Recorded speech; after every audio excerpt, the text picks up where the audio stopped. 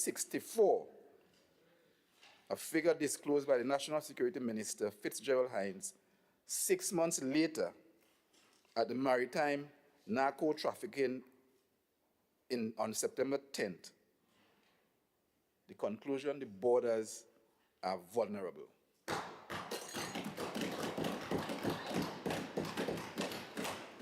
That was a quote from the Guardian newspaper on the 29th of the 9th month, 2024.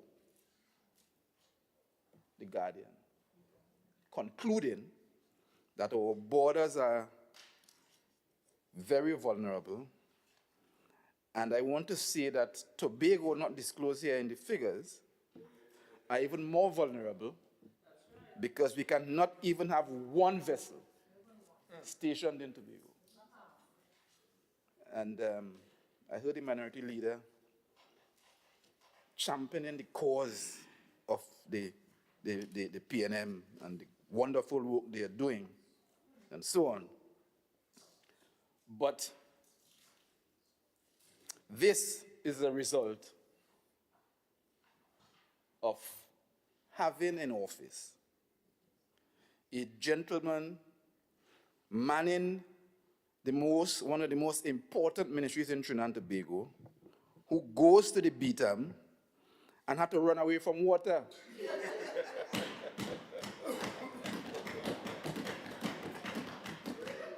So you could expect nothing more from this. And I want to go on later to say that this porous borders might even be a strategic action by the government in place. Deliberate strategic action. Deliberate. I am not giving way. 45-8, Madam Presiding Officer. I qualified my statement by saying might, and if you listen to the English, then you would understand.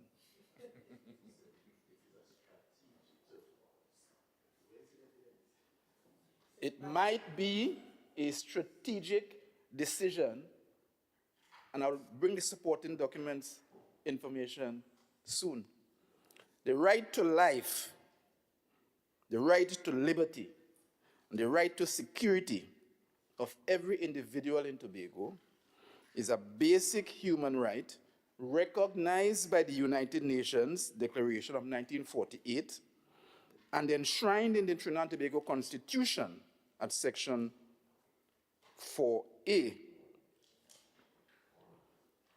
I hope today to demonstrate within my 34 minutes that we in Tobago, for us in Tobago, we have never been able to enjoy that right simply because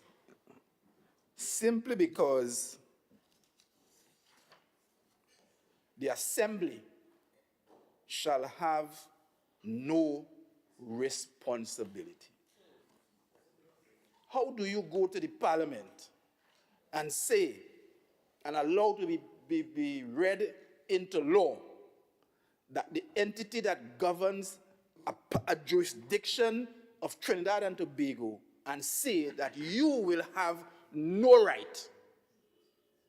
It reminds me of when I was a little boy and I went to Trinidad and I saw this Churchill Roosevelt man name on the highway in Trinidad, and I asked my bigger siblings, who is Churchill Roosevelt? And they told me that that man was the Prime Minister of England who caused millions to die in India while they used their security forces to ensure that the grain produced in India was being shipped to England and everybody in India was starving. That is the result when you have a law that says the Assembly shall have no responsibility. And that is where we are headed if we continue to allow foolish laws to be made. So I hope to demonstrate that The time is now. The time is now when we as Tobagoans, including my brother from Bacalet, from Darrell Spring Wim, the time is now, because I hope for him still, Pastor Beans. The time is now when all Tobagonians must stand up and take the responsibility of being in government in Tobago and do it manfully and understand that you cannot, SOE or no SOE, you cannot allow your security to be governed from abroad. We've gone through that through colonialism. You cannot allow it, because every jurisdiction that you have in the world where security is being managed from outside of your borders, you are prone to this non-functional security system that threatens your life, your liberty, and your social well-being. Now, the first thing that comes to mind when we talk about national security, we think naturally of police, inland security, defense force, maybe external security. We talk about political security, and members here will know that as politicians, we have no security, because I see the minority leader has his own security now. But we on this side have no security, right? Then we talk about border security. We might even consider energy and economic security, because just like Churchill, Roosevelt, the government in Trinidad, I almost say Rowley, but the government in Trinidad is taking our energy resources and giving us crumbs.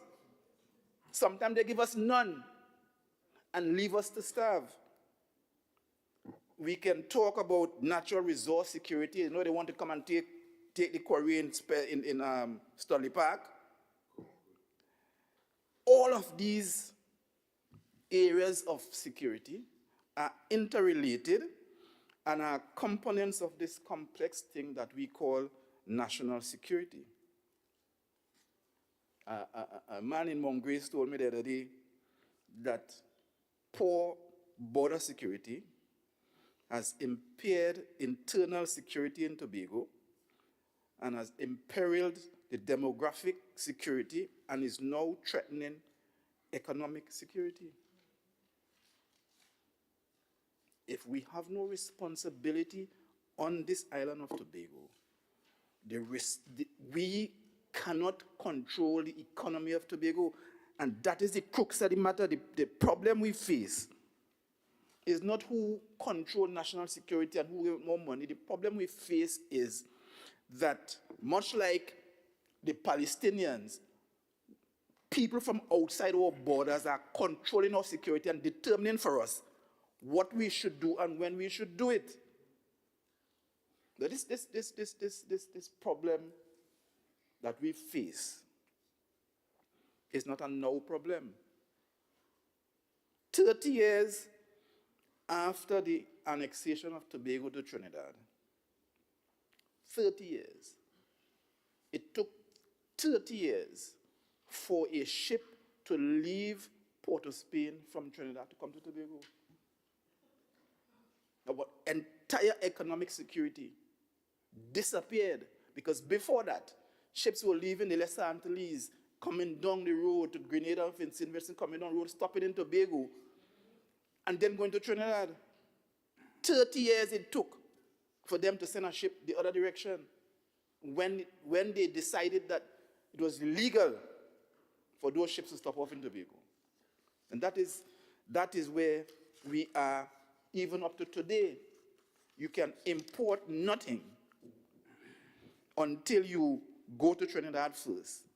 And then they turn around in government and they say to you, we know your cost of living in Tobago is higher, and it's costing you 40% more to build your house, but we still charging you the same tax because we are one country.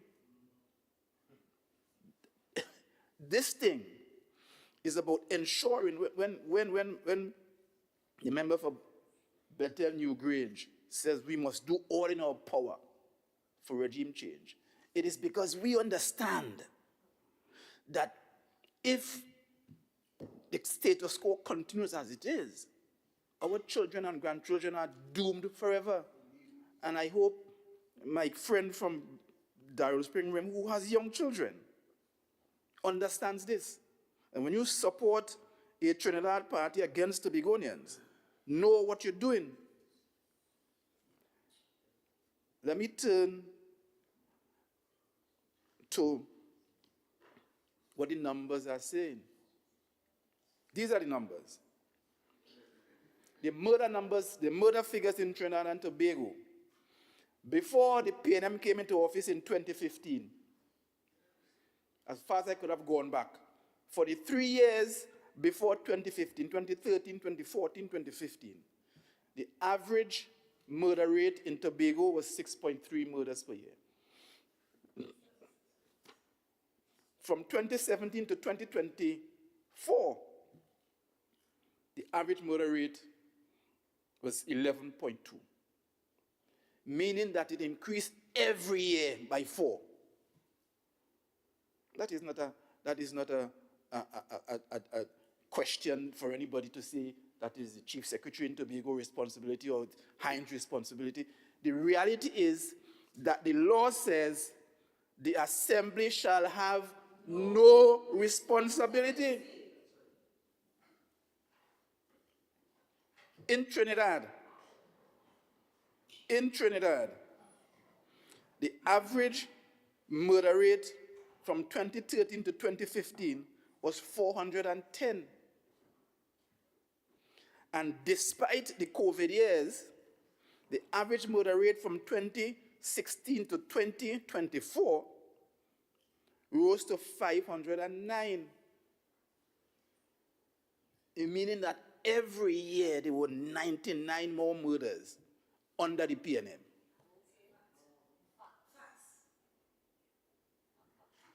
Every year. The increase in Trinidad is 24% on average. In Tobago, the increase is 77%. That is why we come to the House today, understanding where we are, to make an intervention because we know we have a dotage law.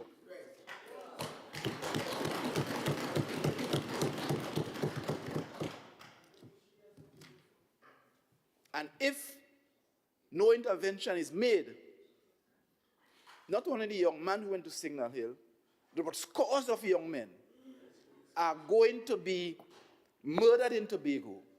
And it is our responsibility, and we are man enough to come to the House to say, let us have our highest office meet with the minister, instead of the Prime Minister, let us have him meet with the Minister of National Security and say, hey, brother, might be Rasta to Rasta, because you father on a Rasta. Meet.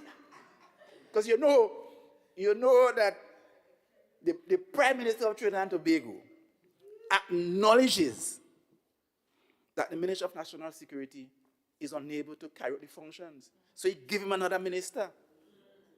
And together, the murder rate still increased to 624.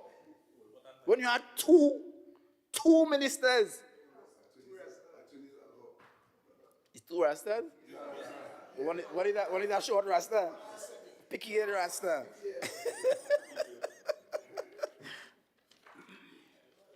So, when the chief talks about the THA expending 5th schedule money on 6 schedule items, because we care, and the ministry,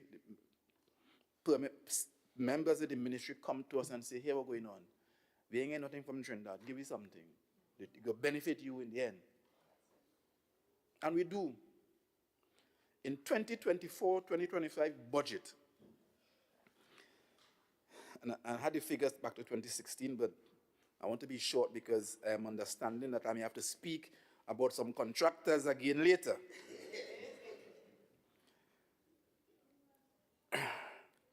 The budget statement for 2024-25, Ministry of National Security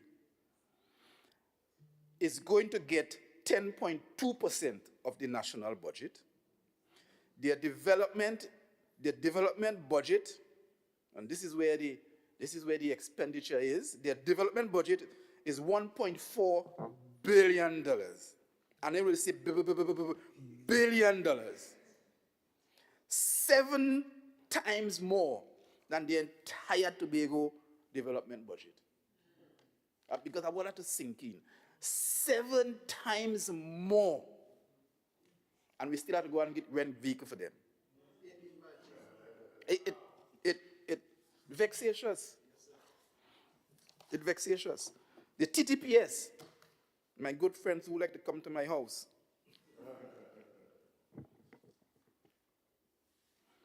their budget in 2025 is $2.6 billion.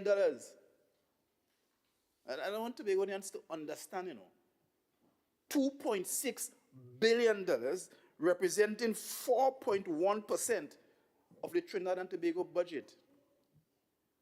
The Secretary of Finance will probably remind me that our percentage is 4.0 something. This year is 4.2, 4.35 this year. The TTPS budget is 4.1%. And they go to the parliament every single year and they boast. This year, they boast that the TTPS will spend money in Tobago. Improvement works at police stations and buildings, $1.5 million. No, tell me. Works are planned for Charlottesville, Crown Point, Moriah, and maybe the Chief Secretary will monitor these things. Moriah Police Station, Roxborough Police Station, Scarborough Police Station, Shervan Road Police Station. All of that for $1.5 million. I don't know what they're improving. They must go and buy some office share for them. Development works for the K9 and Mounted Branch Unit in Tobago at Shervan, $0.8 million, $800,000. That should include construction of stables and for the Mounted Branch kennels and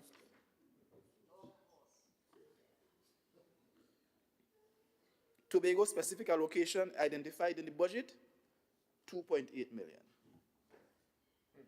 They give them $2.6 billion. And they tell us no responsibility, and then tell the TTPS spend $2.8 million into it. This is where we are. The Coast Guard, in the budget from 2023, no specific allocation mentioned in 2023, $0. The chief talked about them scrunching down there. In 2024, $500,000 to upgrade electrical utility at the base. In 2025, chief, that was spent $500,000. Because I'm sure I sent electricians over there many times. 2025, $2 million for the Coast Guard upgrade. Defense Force in 2023, $0 mentioned. In 2024, $0 mentioned. In 2025, $200,000 to construct a dormitory in Camp Signal Hill. Are they serious about preventing crime in Tobago? Absolutely not. And they're telling us every single year in the budget, hey, we ain't had nothing to do with all over there. We're giving only the bare minimum. Fire service. Remember talk about building a fire station in Roxborough that barely functioning. 2023, no money allocated. 2024, no money allocated. In 2025, $1 million to the Crown Point Fire Station because they're building an airport, So they had to get 2 new appliances to show. Because this could only buy 1 appliance, by the way. $1 million, but even can't buy 1. Prison facilities in Tobago, according to them in the budget, 2023, $0. 2024, $0. 2025, $0. Total monies supposedly allocated for Tobago specific expenditure, through the Ministry of National Security. In 2023, $0.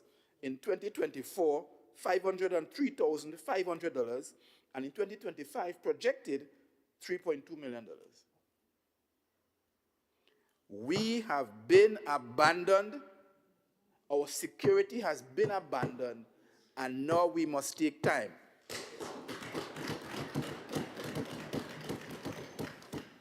We have to fix our own selves. I keep saying that. If we don't fix it, certainly this P&M government ain't fixing it. That's what the reality is.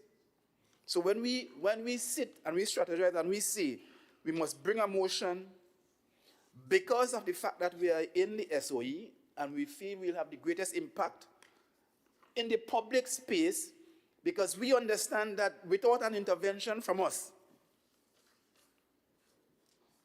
nothing will be done.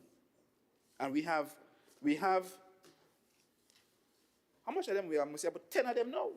Because every week, the Prime Minister adding another Tobagonian, whether they lose in Tobago or not, he putting them in the highest office of the land to make laws for us when people in Tobago reject them. And we have two representatives who are like mumus down there. Can't even ask, oh gosh, build the Coast Guard base now, get them a boat at least now. They can't even say that. They say that, they get fired one time. So, what is required? What is required if we are to arrest this crime scourge that we are on? What is required from the Ministry of National Security? We must first find a way to ensure that our borders are protected. That's the first thing. And to do that, I'm suggesting that we employ a viewshed analysis immediately. And I know the minority leader on the phone now probably check what Member, that you have means. 5 minutes. We must employ a viewshed analysis immediately so that we can find where we must put towers in Tobago, so we can see every coast line in Tobago, and we might end up seeing inland areas such as Golden Lane and Plymouth and so on as well. We must ask ourselves, in this modern time, how many cameras we really have working? We can't come up with a system all of these years to see what's going on the ground in Tobago. We have the opportunity in Tobago. We have a controlled experiment. We have a small population, a small island. We are inhabiting 10-15% of the island, and we still can't see. We have no radar, no satellite, no boat, no police, no army, no Coast Guard. If we do not change these foolish laws that they make in the Parliament and ensure that the decisions for national security are made on the ground in Tobago and are controlled from Tobago, then we would have abdicated our responsibilities to the people of Tobago. And we are saying we are big men enough to understand that we must make an intervention now, and therefore I stand resolutely in support of this motion to have the Chief Secretary meet with the Minister of National Security and hammer out an MOU where we can both, as government officials, reduce the crime scourge that is plaguing our wonderfully beautiful island. I thank you.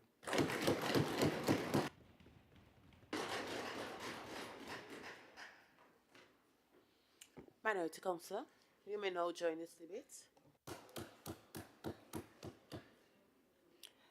Thank you, Madam Presiding Officer, for the opportunity to join the debate in response to the motion before us. Madam Presiding Officer, on the surface, the motion purports to address the urgent security and crime issues and concerns that we have in Tobago. And of course, these concerns are real, and we all feel the scourge of crime. Crime currently on our sister island Tobago is at its record.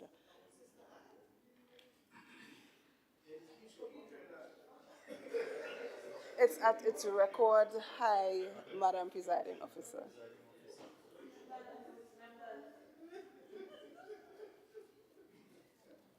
Madam Presiding Officer, Allow her, members, allow Minority Councillor to make her presentation uninterrupted. Minority Councillor, continue. thank you, Madam Presiding Officer. Well, Madam Presiding Officer, I want to address some of the comments that would have been laid earlier in the debate. And Madam Presiding Officer, the member and the Secretary of Infrastructure spoke a while ago about, and he detailed the allocations of national security in Tobago and went on to say there are a number of years where there was no allocation to Tobago. But Madam Presiding Officer, as far as I'm aware, there are police stations all throughout Tobago. Those police stations are staffed with personnel. Similarly, Coast Guard, similarly, the prisons, similarly, fire. So, Madam Presiding Officer, is it that the Tobago House of Assembly is paying the workers of national security that are in Tobago? Or, Madam Presiding Officer, are they working for free? Because it is very, Madam Presiding. What is the point of order? What is the point of order, Madam Presiding Officer?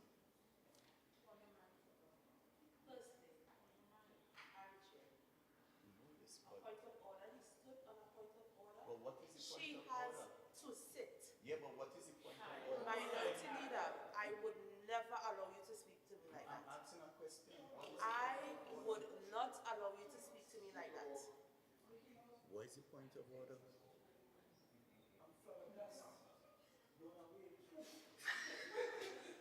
They could do whatever they want over there.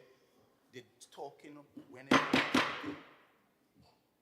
Let me just say, make this very clear. I am very disappointed in everyone here. The matter of security on this island is a serious issue, and it seems as if it is being taken for a joke. This is the people's business, and it should be treated with this seriousness. It affects every Tobagonian. Why aren't we taking this seriously?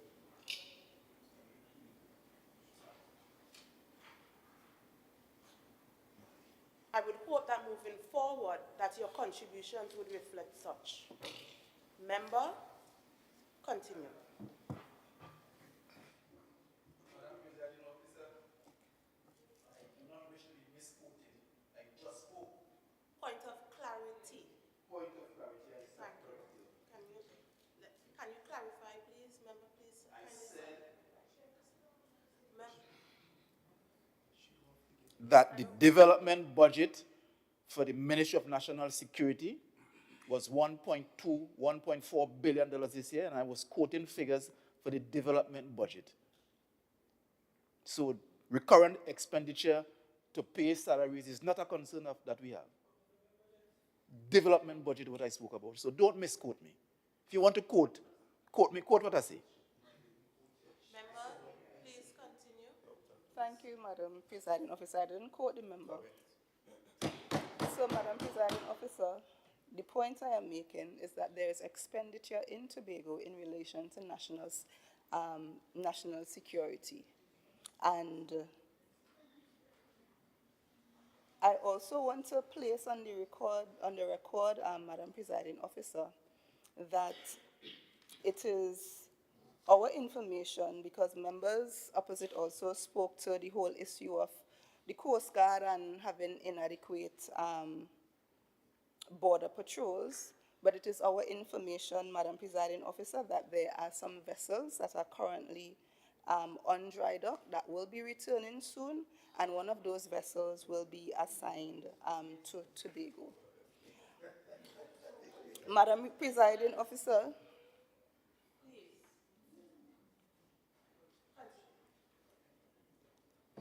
again, although this motion may appear to address the issue of security in Tobago, it is clear, Madam Presiding Officer, from the comments and all those who would have contributed on the other side to the debate so far, it's an attempt to politicize such a serious issue as crime.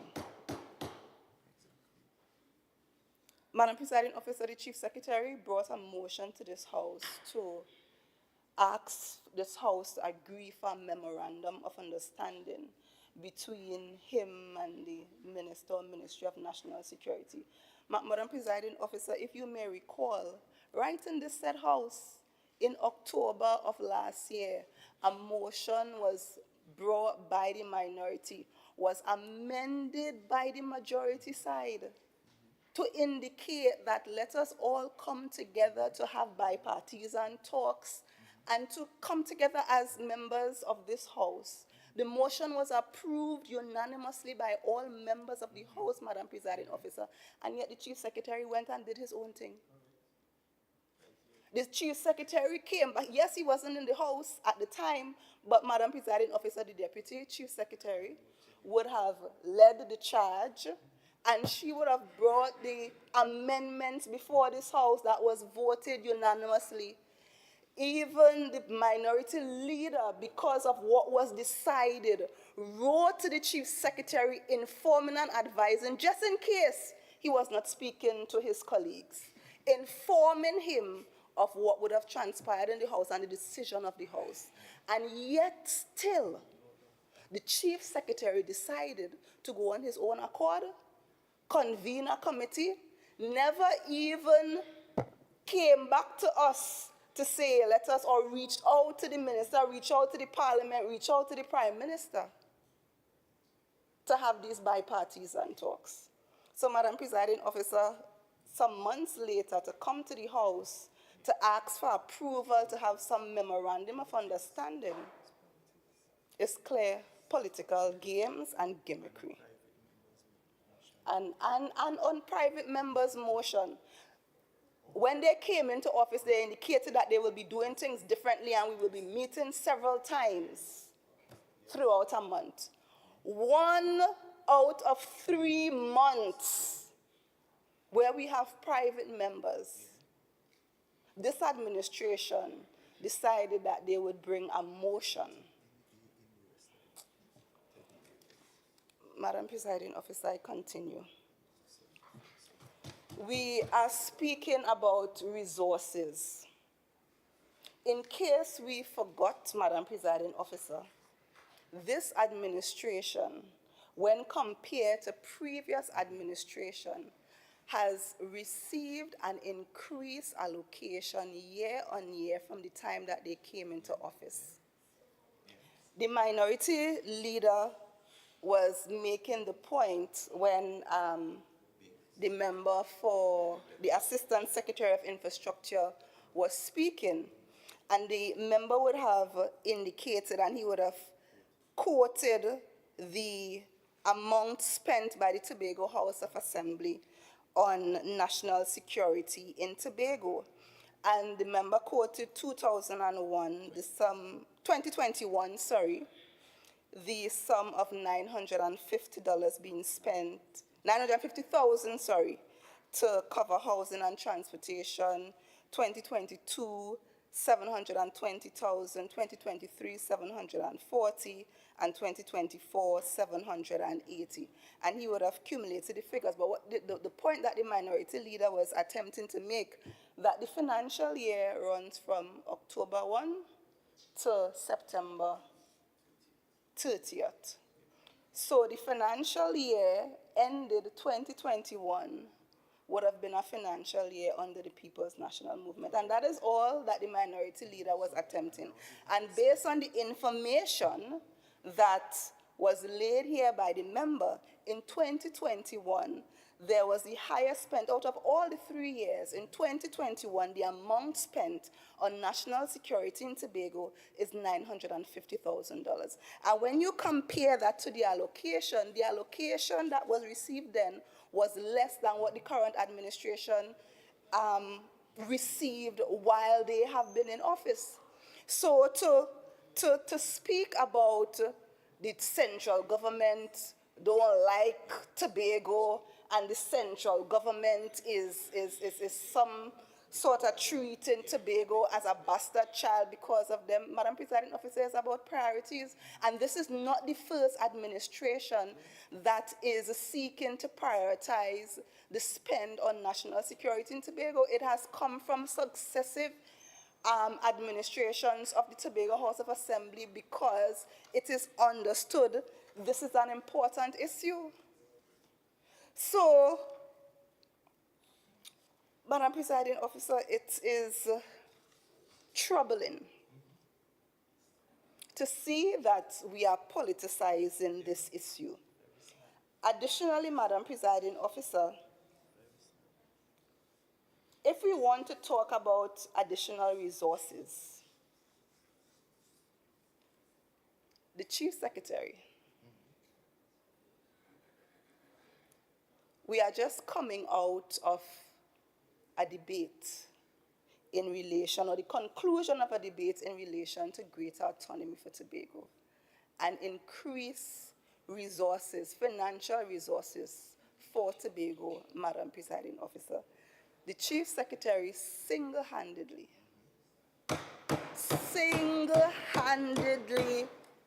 Madam Presiding Officer, stood in the way of Tobago getting greater resources and greater autonomy. Madam Presiding Officer, with the passage of those bills, this administration would have received in excess of $1 billion on its allocation. So it is quite troubling to hear the Chief Secretary and this administration talking about increased allocation and increased resources when you, with your own hand, squandered that away. And I want to remind Tobago that it was the Chief Secretary had 3 years plus in office to send its recommendations to the Parliament, to send its recommendations to members on both sides. Yet the Chief Secretary waited, and even we had a motion here to say let us come into bipartisan talks to address the issue. That was ignored. The Chief Secretary waited until the day of the debate, mere moments, to send an aid memoir to his friends in the UNC and to send a text message to the Prime Minister indicating that he has issues with the bills. And if you look to the end of the aid memoir, the Chief Secretary indicated that not to proceed with the bills. So, Madam Presiding Officer, when we are speaking about increased allocation, 45-5, Madam Presiding Officer. The minority councillor, again.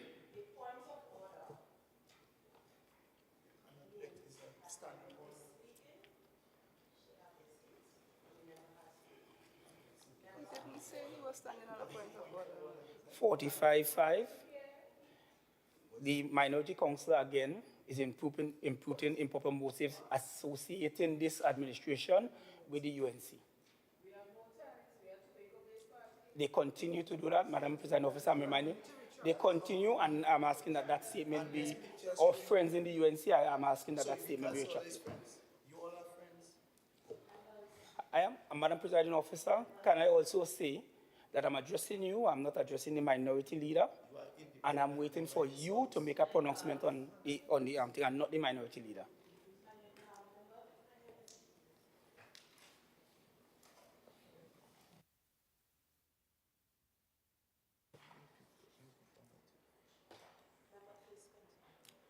Thank you, Madam Presiding Officer. As I continue, Madam Presiding Officer, if we wanted greater allocation to the Tobago House of Assembly that we are seeking, one of the very ways that could have been explored, that was right before us, that the mechanisms were in place for us to address that, was the passage of those autonomy bills, Madam Presiding Officer. Madam Presiding Officer, the Chief Secretary would have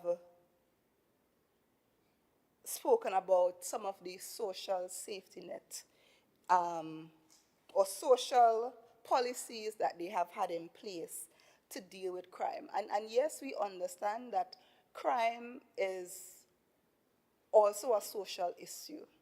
And we all have a part to play in terms of the reduction on crime and how to address crime and criminal activity on the island. But Madam Presiding Officer, the policies of this administration may have contributed to the escalation of crime on the island. Madam Presiding Officer, we have to deal with the root cause of crime and criminal activity. And I am asking the question because, again, some of the policies of this administration has brought great hardship to members of our community in Tobago. And Madam Presiding Officer, it is being reported from members of the public that the social safety net mechanisms in terms of issuance of grants, the accessibility to those grants based on the reports from citizens of Tobago have indicated that it is becoming increasingly more difficult to access that social security support.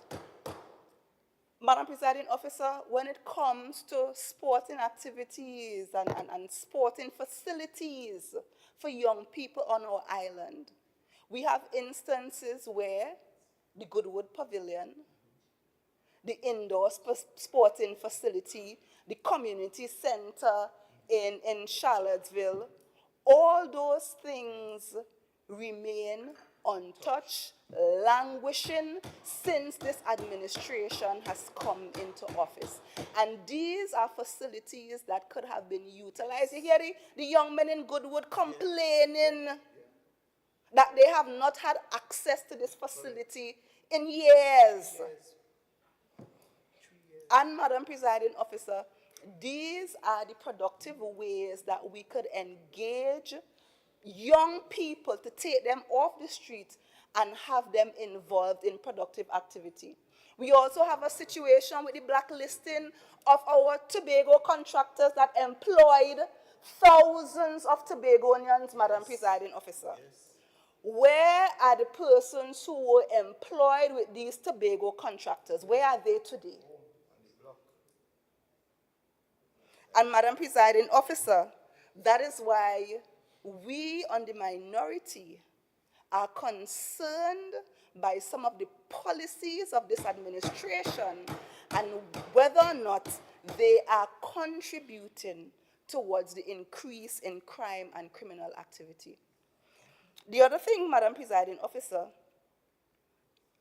the motion is calling again for increased allocation, and it seems to be calling for increased responsibility.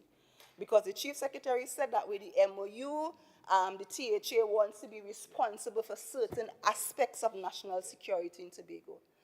Madam Presiding Officer, the track record of this administration is that they are unable to adequately manage what they currently have. So you're now asking for more leeway to do things that you can't currently manage?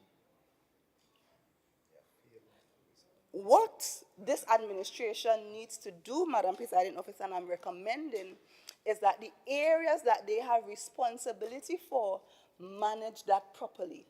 account for that, be transparent, spend the money of the hard-working citizens of Tobago in a prudent manner, Madam Presiding Officer. And if you do that, then and prioritize properly, then you will see the increased allocation year on year, the increased allocation from 2022 of 2.35 billion to 2023 of 2.52 billion, an increase of 164 million.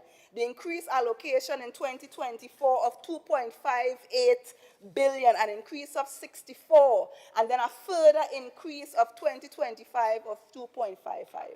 Let us manage that in the best interests of Tobagonians. So, Madam Presiding Officer,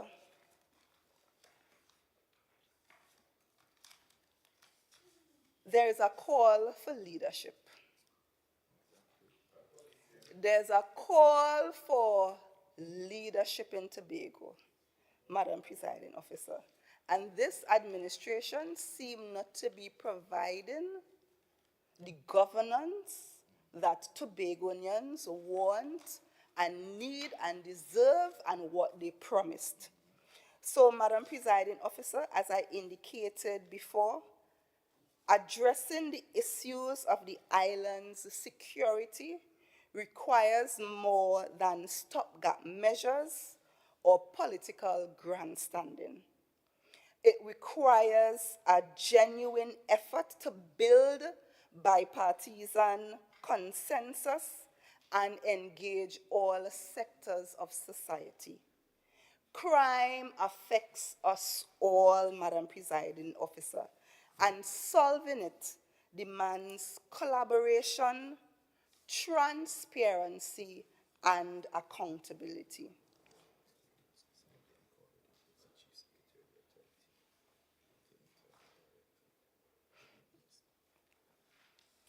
So, Madam Presiding Officer, as I said, crime is a matter that affects every resident and citizen of Trinidad and Tobago. And we need a unified and collaborative approach to deal with such an issue. And it is quite disappointing that the Chief Secretary has chosen to stroke discord on such a critical issue of safety and well-being of our people. And Madam Presiding Officer, I want us to note as well that the THA Act already provides the Chief Secretary to interact directly with the ministers in matters relating to Tobago. And Madam Presiding Officer, we would have seen it in the past. We would have seen where the Chief Secretary would have met with the Prime Minister and other members of the National Security Council. We would have also seen where the Chief Secretary met with the Minister of National Security and Minister in the Ministry. So, Madam Presiding Officer, there's nothing preventing the Chief Secretary currently from having these conversations and entering into these bipartisan talks. So, Madam Presiding Officer, I want to conclude. And we just got word, Madam Presiding Officer, because the Chief Secretary would have spoken about the prisons. And Madam Presiding Officer, it has been brought to the attention of the minority that in relation to the prisons and a space to relocate the prisons, the minister is awaiting a feedback or a return call from the Chief Secretary in relation to those matters. So, Madam Presiding Officer, I want to encourage the Chief Secretary to return the calls of the minister as it relates to finding a suitable... Member, you have 5 minutes. Thank you, Madam Presiding Officer. As it relates to finding a suitable location for the prisons, the minister is waiting on the Chief Secretary. So again, Madam Presiding Officer, as I conclude, we are all, crime affects us all, and we all have to be a part of the solution. Let us stop playing the politicking with crime and criminal activity, because it is here. It is real and it affects us all. I think we all cringe, particularly when we heard about the murder of a 15-year-old school child, Madam Presiding Officer. And it is reported that another school child is being charged for such activity. So, Madam Presiding Officer, I'm encouraging that let us all work together and stop politicking such a serious issue. I thank you, Madam Presiding Officer.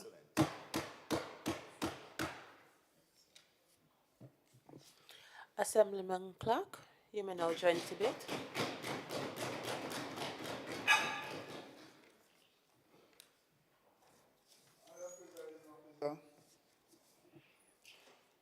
I want to thank you. I want to thank the residents of Lambo Lowlands for this opportunity, not only in representing them in this house, but in representing them totally for the past 3 years. I want to seek your permission on 42.7 that I may read parts of my presentation with your lovely permission. Your leave has been granted. Thank you, Madam Presiding Officer. Madam Presiding Officer, I rise to address this critical motion, this motion on crime. And it can't be stated enough at the impact crime has had on all of us.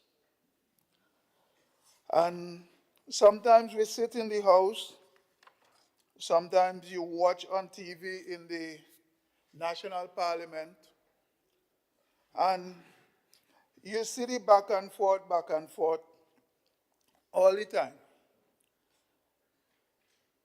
I don't know where the notion came from, but it's an old story. Anytime you stand in opposition in the Tobago space, you align with the UNC. True. I don't know, the Chief Secretary, probably I don't know what he does on the private time, but I know I never align with no UNC.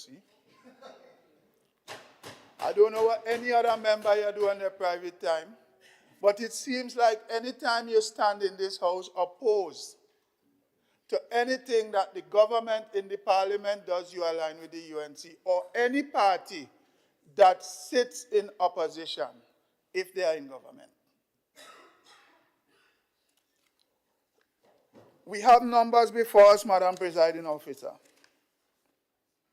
And these numbers don't only show an increase in crime in Tobago for us to sit here and think that it's Tobago alone matters. It shows an increase across the national landscape. And while the minority, it's okay to stand and say that we could always find, when something goes wrong, we could always find 1,001 reasons why it went wrong and why it could have gone wrong. I choose instead to look at possible solutions. I just quote a couple of years here. In 2020, the murders was 396. That's nationally. We had 10 in Tobago. In 21, it was 448. We had 7 in Tobago. In 22, it was 604. We had 10 in Tobago. In 23, it was 575. We had 14 in Tobago. And in the just concluded 2024, we had 624. We had 26 in Tobago. If you want to assume that the THA has problems or contributing to the upsurge of crime in Tobago, then I want to humbly suggest that the problem is even larger in Trinidad. Right?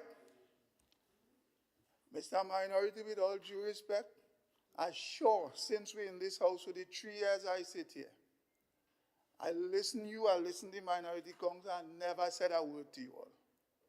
Because I give you the respect that I wish you could give me, but I stayed silent, so I humbly ask you to follow suit. I don't jump up and talk nothing when you're talking. I allow you to talk, because the house is here for us all to talk.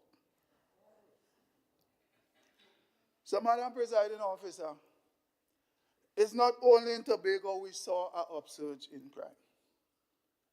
It's across the board.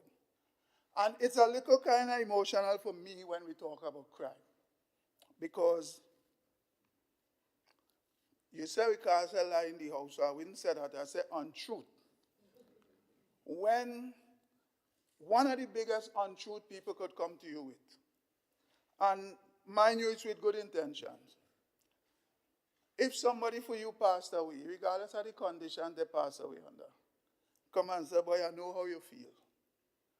So your mother died and somebody tell you, girl, I know how you feel. But your mother alive, how you could know how I feel? I lost a brother through gun violence. I know how we feel. And I don't wish that feeling on nobody. And instead of coming here day in and day out, and who gonna blame who and who gonna say what and how we gonna be, some of the things that could attend to Tobago's problem, we have other problems that contribute to things the way they are. We have to understand that the reality of our situation in Tobago, one of our biggest realities is that we have a very poor work ethic. Some people might say it's not politically smart to say this now, but you know what is the truth. We have a very poor work ethic. And it's okay for the minority to sit there and talk about the condition of the grounds and the condition of any sporting facility. But the figures will tell that this THA in that Department of Community Development, Youth Development and Sport are spending more money to repair things that we constantly fixing over and over and over. Not because of lack of making the facility available to the citizens, because the facilities are there. We have a very high rate of vandalism on the island. It's gone, it's just like the crime, it's alarming. We also have another problem, Madam Presiding Officer. On each one of these grounds that are mentioned by the minority, there's a team of workers there. There's a team of workers there on a daily basis. I don't know which government could come and raise you up and put you, hold your hand, cut the grass, hold your hand, pick up the rubbish, hold your hand to do everything. Sometimes we need to just stop and start taking responsibility. And I'm talking about each and every individual. Because this situation that we find ourselves in, each and every individual, regardless of what color you wear, regardless of who you choose to support, regardless of who you choose to align with, all of us have a problem. And if we don't look at sensible ways to deal with it, it could only get bigger. Because every problem is a seed that we sow. And if you don't get rid of the bad seeds, it could only grow and get bigger. Sometimes I'm sick and tired of listening to all the things that are being said, not only about this administration, but to anybody that stand on the other side, to the government in Port of Spain. Also, Madam Presiding Officer, we have a situation where there's 2 Tobago representatives in the National Parliament. If we're talking about collaboration, which the minority seems to be very interested in, then let us collaborate and have dialogue with those 2 representatives that when they go there, they go to carry a Tobago position.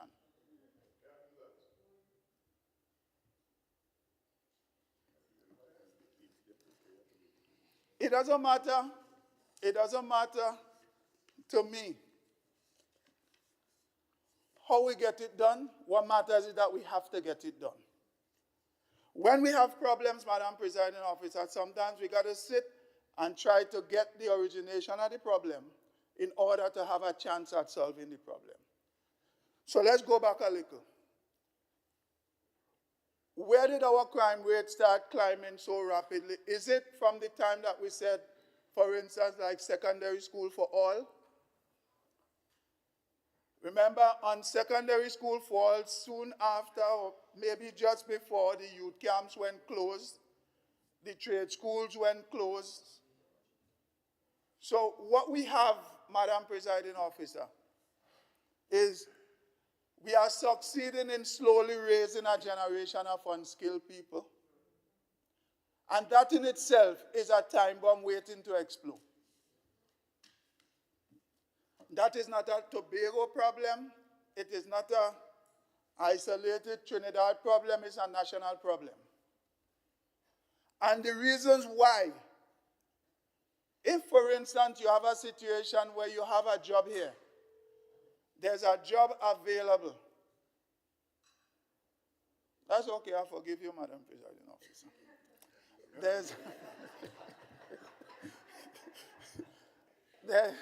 It's okay, a little pretty interruption is good for the soul. That's okay. If you have a job and 1 person apply for the job, it's easy.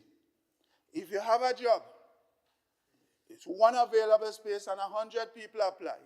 Somewhere along the line, you will have to raise the requirements. You have to, you just have to. So it's just normal in my mind that sometimes the situation with the social service line for assistance, as you get longer, the requirements will have to change. You could never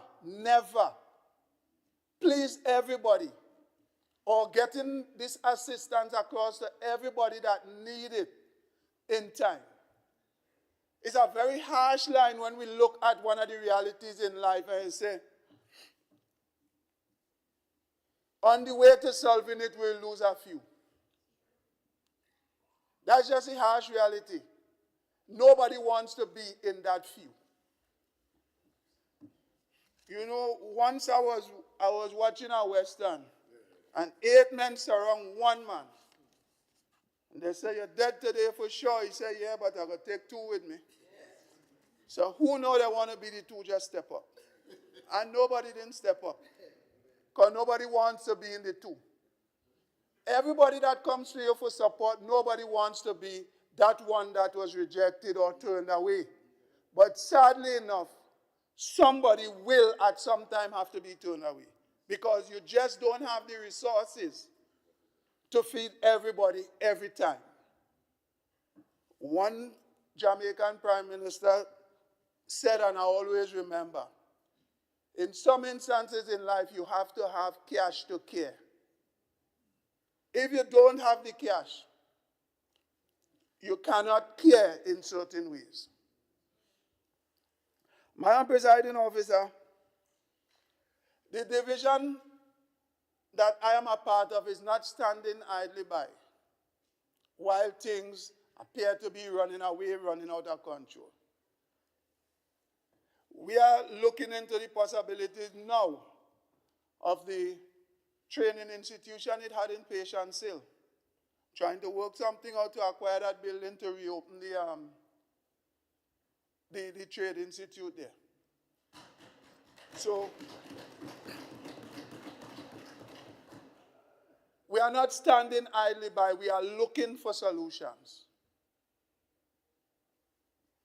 We are trying to make, providing, of course, we got the buy-in from the workers and we find a way to raise productivity. Because we're not performing good in our workplaces. And I'm not sure any government is responsible for that. Each and every one has a responsibility, because you might be on Facebook, I am not. But you pay one of these people 2 hours later and you're sure to be on Facebook. But these same workers don't understand that I have a duty to rightfully earn that money that I say I'm working for. To come out, get there on time, to show up every day and actually to work. We have to change that attitude. And I'm not talking about any government, because I'm not sure any government can. Each and every individual has to take that individual responsibility in order to start turning things around. We have a situation where for 3 years,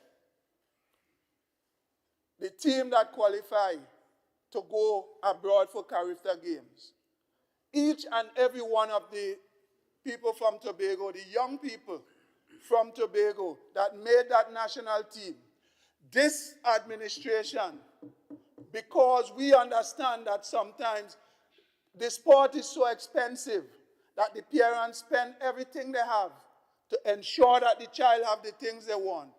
We took the decision, the responsible decision, to fly a parent to the games for 3 years straight. This administration did that.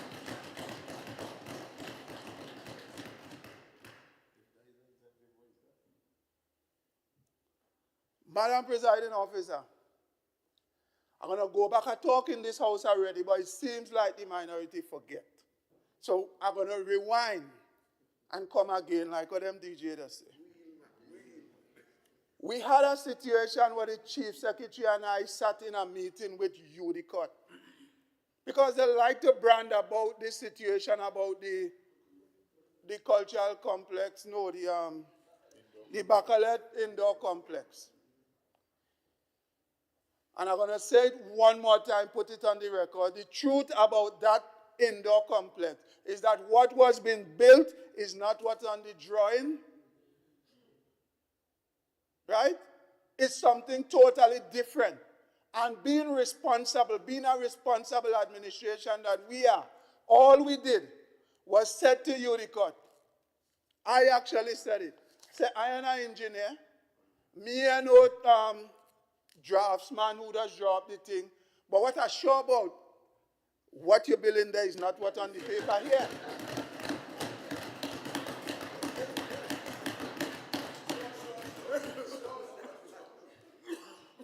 Because that was plain to see. The results of that, Madam Presiding Officer, is that those very people showed up a week or two later and said we're not doing none again, just because we asked for accountability. You see, we like to talk about accountability and transparency. But the same people you ask, just explain to me what you're doing, because this ain't looking right to what going up there. That we're going up there looking like a bird cage, and this here look like a nice building what should serve as a shelter for disaster and all these things. And the same minority will come here every day and talk about that thing. These people take nearly 2 years to sign off, do the legal signing over for that very thing. Likewise, the Goodwood Pavilion. Yes, sir. Yes, sir. Politics. So, I am in the business of old talk. But let me don't come in the house and try to mislead people. Yes.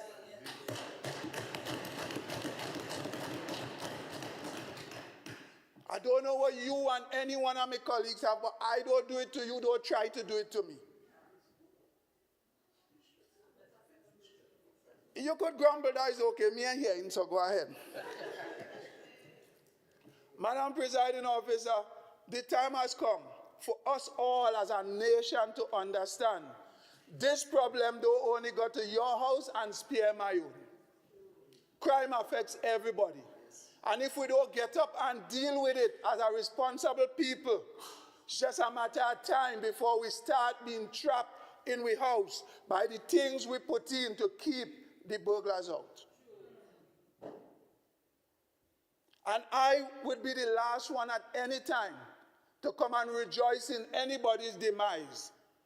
But we see on the TV, we see on the news so regular that people have a little disaster in their house, a little fire, and because of the measures they put to keep the criminals out, it keep them so far in that they couldn't get out. We have to work together to remove those barricades from around all of us, because it's around all of us and it's closing in daily.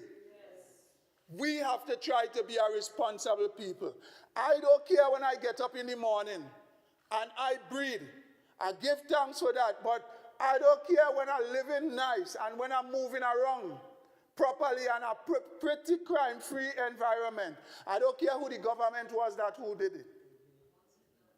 The thing is that the citizens enjoy a sense of freedom and a sense of living the way life should be. I don't care who do it. I don't care if it's PNM, I don't care if it's UNC, I don't care if it's you choose not to see. Any one of the things. The people of Trinidad and Tobago need to stand up now together, take responsibility. And each of us need to look at where we went wrong, where we are going wrong, and try to make that turn around. It's never too late to make it turn around. Else the crime will only get bigger, bigger, and start overpowering all of us. All of us will fall victim sooner or later to crime if we don't find a way to turn this around. Madam Presiding Officer, long time when you were small and you get in trouble home and your mommy say, when your father come home, you're going to see something. That was enough to make you stop. Or she said, I'll call the police for you. When a little 2-year-old child could turn around now, as they could talk and you tell them that and they call them now, then we know we're in trouble as a nation. I could tell your father and he don't mind where he and they live here. Then we're in trouble. So even from the perspective of a male standing up to their responsibility, Madam Presiding Officer, is a measure of crime fighting, and no government could instruct you to do that. You have to do that as an individual, as a man. Stop being a male and start being a man.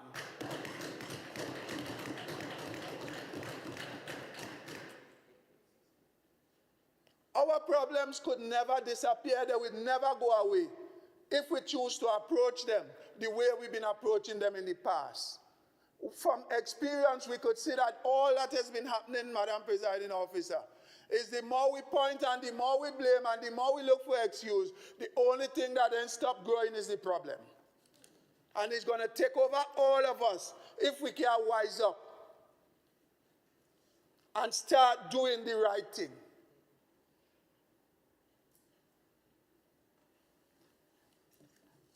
Everything we do could affect how we live. Everything. And when you look at the crime situation again, we see from experience, we see from the statistics that it's not getting better. So it means that we're not addressing the problem the way it should be addressed. And then you could go further to the region. Different countries are experiencing different wavelengths of crime. Situation that sort of unprecedented. People see new high. Athletes are running faster, they're jumping higher, but the criminals are also raising their game. So everybody's stepping up. So if we all could step up in doing what is right, trying to be good, doing the right thing, I think we could have a foot in the door to start to say that we are successfully approaching the corner where we are dealing with crime.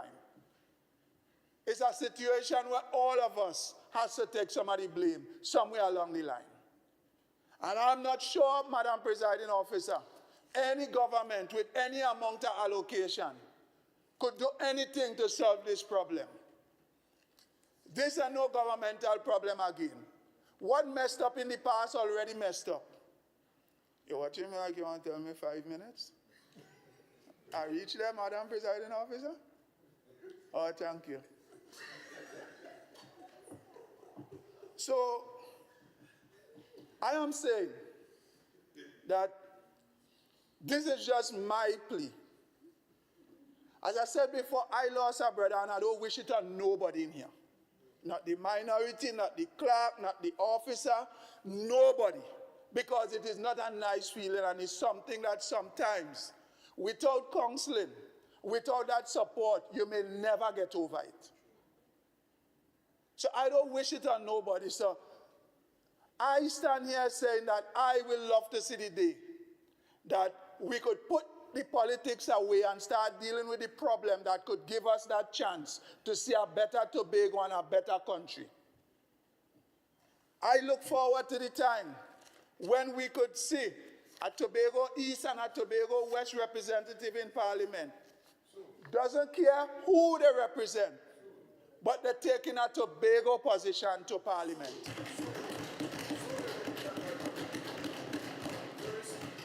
I really don't care what color they wear and what they do. What interests me is that you're coming out of Tobago with a Tobago position to make the situation better. That's all I require. That's all I would like to see, Madam Presiding Officer. Member, you have 5 minutes. Thank you. I was wondering when he would come. So, Madam Presiding Officer, I want to assure Tobago that from this administration, the division where I reside, the Division of Community Development, Youth Development and Sport, we continue to work to rid ourselves of some of the problems that we face. But it cannot be a divisional task alone. Each and everybody have to put their hand to the wheel. Each and everybody has to play a part. We have a situation, Madam Presiding Officer, where we train thousands of people every year. And no one could deny that, not even the minority. We train thousands of young people in Tobago every year, in all different skills. So it's not for lack of trying. We are trying. We are working.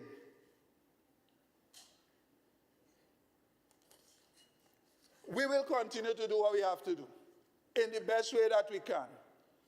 But as I wrap up, Madam Presiding Officer, the problem we face, let us all stop making it political. Let us all understand that the first step to ending this problem and to dealing with it is simply going in front of the mirror and looking. Let us all address ourselves. Let us all take charge of the immediate families that we have charge of. Let the men in our society stand up and be the men and not be the males. Let us be the men. Let us do the things that men should do. Hold the families together. And in turn, we could hold the society together. And we could hold the island together. And we could hold the country together. And if we work together, I have no doubt that we could make Tobago the greatest little island on the planet. I thank you, Madam President.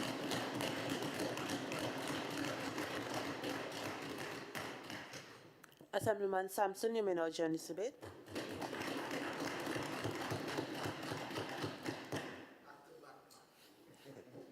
Madam Presiding Officer, allow me to use 42.7 in presenting parts of my presentation. Good evening to this esteemed house. The leave is granted. All right. Good evening to the people of Bonaccord and Crown Point, whose strength I stand on this evening. Let me also take time to wish each and every one of my colleagues in here all the best for 2025. God's richest blessing and prosperity to you and your families. Madam Presiding Officer, as I join this debate this evening, not only in the capacity as the Secretary at Community Development, Youth Development and Sport, but also as a concerned Tobagonian, because we are all Tobagonians first and foremost. there's a saying that says, when the rain falls, it doesn't fall on one man's housetop. Madam Presiding Officer, it is no secret that our island has been disturbed by the recent spate of crime and lawlessness, because we need a united front. We need a united call for a better Tobago. And when I listen to the minority in their contribution today, they start talking about politicizing and politicizing and politicizing. But they are the ones that have been politicizing, because they come back with the same song from years ago. We are lying to the UNC, we are lying to the UNC. If it's one thing you must learn from December the 6th, 2021, that song is dead and gone and dusted. The motion presented addresses a pressing issue concerning the fundamental human rights to security and life, which is evidently being undermined by deteriorating crime situation in Trinidad and Tobago, particularly in Tobago. The escalating levels of violence and crime not only pose a threat to individual safety, but also disrupt the societal harmony that is characteristic of this island. When our very way of living has changed, I do not have to tell you how much trouble we are in. Because when you go back to past years, how we lived in Tobago, that peace, that love, that harmony, where you could have afforded to leave your house door open, go away for a day, 2 days, and come back and everything is intact. No, that cannot happen anymore. As my humble colleague mentioned, we are living behind bars, and the things that we use to protect us are the things that are working against us now. And we need to get back to that place where we want to. And in order for us to get back to that place, we have to have a united front. We have to put aside party politics, the pettiness of it, and stand together as Tobagonians if we want to live in peace, comfort, and assured security. It is noteworthy to recognize that the House of Assembly is not responsible for items in the 6th schedule. It explicitly delineates national security as a domain outside the Assembly's responsibility. However, this does not prevent the Tobago House of Assembly from its obligation to contribute resources towards improving the security on the island. Although not mandated, the Assembly's proactive steps in providing necessary assistance, such as transportation, housing, equipment, just to name a few, reinforces its dedication to safeguarding the well-being of Tobagonians. Madam Presiding Officer, you will have to agree, this is commendable. The Assembly, with the little resources that we receive, try to take a little pittance from here, from there, to contribute towards these security services. So we can give prisons a little something, give police a little something, fire services a little something, Coast Guard a little something. Even according to the chief, sometimes we look for a pirogue to give them and all to go out and carry out their work. But we understand what we need here on the island to improve our security services. So we go above and beyond and take from the little pittance that we receive to add to them. Just ask the Secretary for Tourism, the spend for Carnival. Ask her how many times we have offered up THA vehicles and resources to ensure safe and successful events here on island. Madam Presiding Officer, as a responsible assembly, we also at our expense provide housing for the judiciary, immigration, and the defense force. Why? Because there are some non-negotiables, and security on the island happens to be one of them. Madam Presiding Officer, when last have you seen an army vehicle on patrol in our communities? Whatever happened to the Community Comfort Patrol? These worked, but the central government, in all its wisdom and grandstanding, has brought us to this place. A place where the last safe haven in this twin island state is under siege from criminal forces that have expanded their operations to our beautiful space. And if it's one thing, I like to listen to interviews and look at the news to know what's happening. And in a recent interview, the Minister of National Security with Fazir Mohammed, in a question posed to him,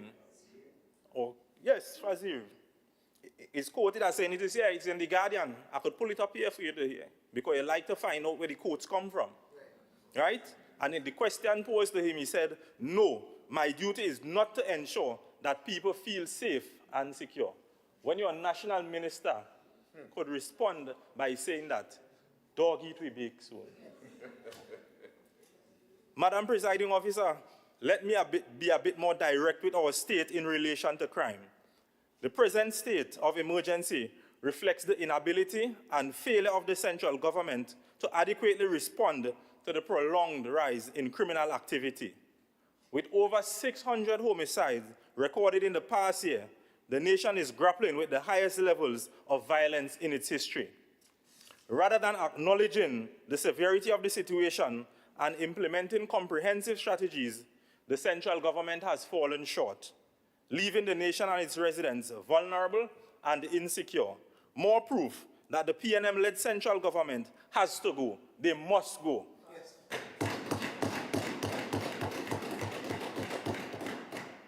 Madam Presiding Officer, the crime situation is one we need to approach on a holistic front. In order to do so, we need to have a seat at the table of the Security Council. Both communication and fiscal support is necessary to put the measures in place to fight the crime, starting from a community standpoint. There appears to be a significant lack of communication and coordination in addressing national security issues, which has directly contributed to the ongoing crime crisis. It is deeply troubling that while the central government is mandated to oversee national security, it has failed to prioritize the necessary resources or create a structured plan to combat the rampant violence that is affecting the lives of our citizens. Conveniently, they know this is one country, and conveniently, they forget. The hypocrisy of the PNM now has a stench, and the people of this beloved island is sick of it. Madam Presiding Officer, as Secretary with responsibility for community development, youth development, and sports, which is where I believe crime prevention should start, I can state that we have several programs in place to address these crime issues we are faced with. Hence the reason we are calling on the central government to allocate us our fair share so we can address our crime situation, thus turning our youth from deviant activities. The division is ready to address this problem, but the central government's inadequate resource allocation not only affects the implementation of these programs, but also increases the chance of young persons turning to a life of crime due to lack of opportunities. At the division, we have had numerous opportunities for young persons. We have had a lot of programs, as stated by the Assistant Secretary, inclusive of Trade Trek, Macho, World of Work, the Yes Summer Internship for Youth, Community Capacity Building Workshops, just to name a few. With the implementations of these programs, with the right amount of resources to carry out these programs, I believe that we will be in the right direction. We will be heading in the right direction to deal with these criminal issues that we are faced with. Because if you look at some of the recent programs we have had, we have incorporated some prisoners in the programs. So some of them would have graduated from the electrical course, from the air conditioning course. So it just shows that this administration is a caring one and wants to ensure that when persons leave these facilities, they can be incorporated back into society, doing something meaningful and not getting back into a life of crime. Madam Presiding Officer, this unplanned, untimed call of a state of emergency has crippled our tourism product somewhat. The tourism industry, vital to Tobago's economy, has been impacted severely by the rise in crime. Tourists who once flocked our beautiful shores, known for its renowned beauty and tranquility, are now deterred by safety concerns, adversely affecting local businesses and livelihoods. Madam Presiding Officer, we the people of Tobago and this administration, led by our Chief Secretary, is calling on the National Security Minister to meet with us to put measures in place to address our crime concerns. Coming on a walkabout and masking the business community to buy vehicles for the police is not one of them. The urgent modernization and enhancement of national security infrastructure, inclusive of personnel, equipment, facilities, and technologies, must be seen as a priority for the central government.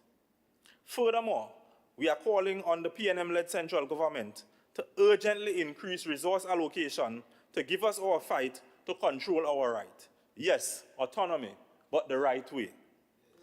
Madam Presiding Officer, in closing, the crime crisis faced by Tobago underscores the failure of the central government to implement an effective national security framework. The motion presented is both timely and critical in ensuring the safety and security of our residents and must be acted upon immediately.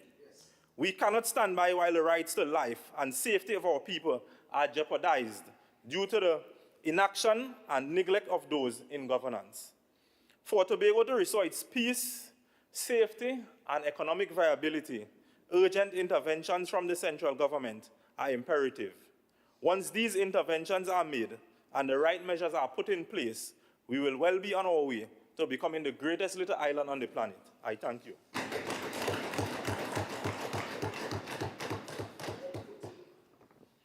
Assemblyman Bremner, you may now join this debate. Thank you, Madam Presiding Officer.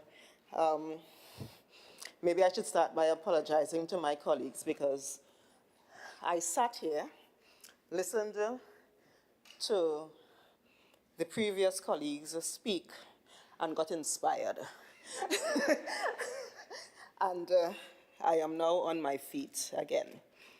I want to take this opportunity to thank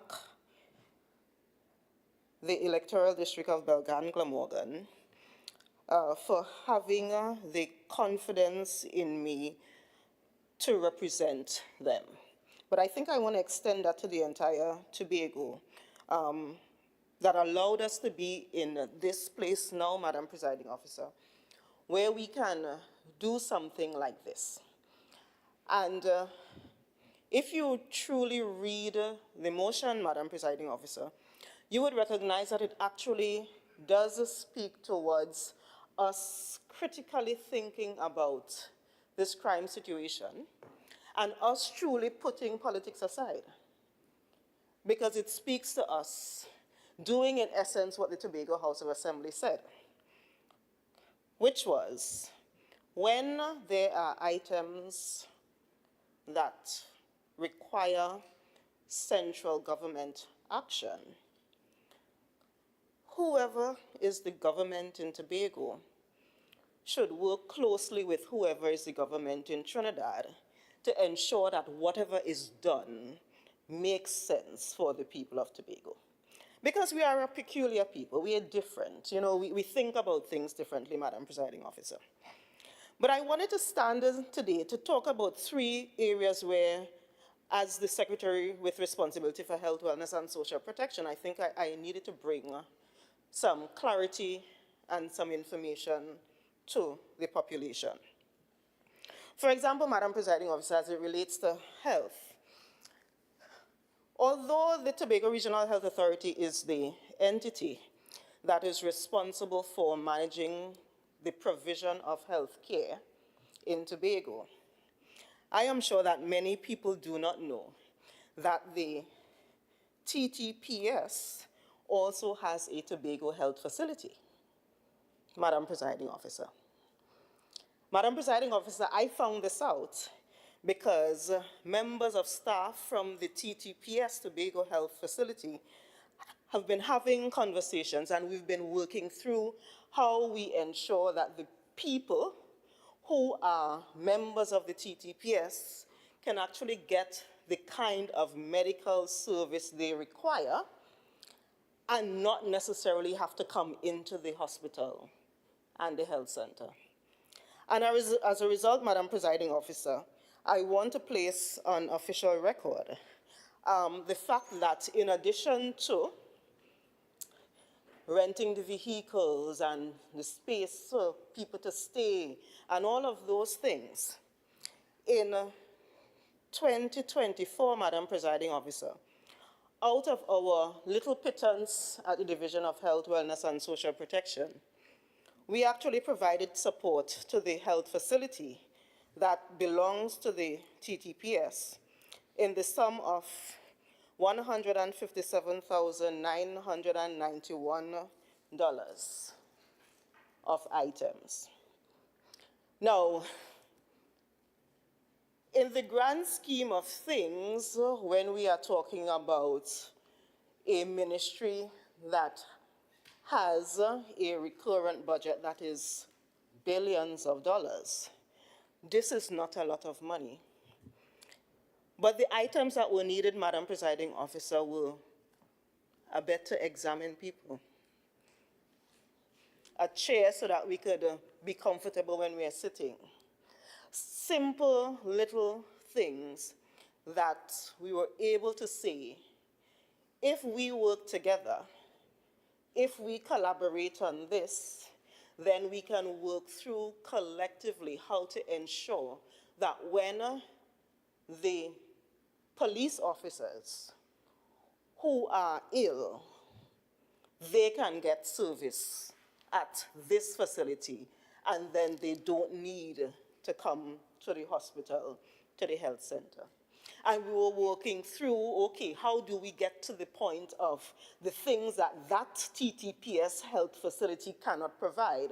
How do we get to the point of now transitioning, ensuring that we do work collaboratively?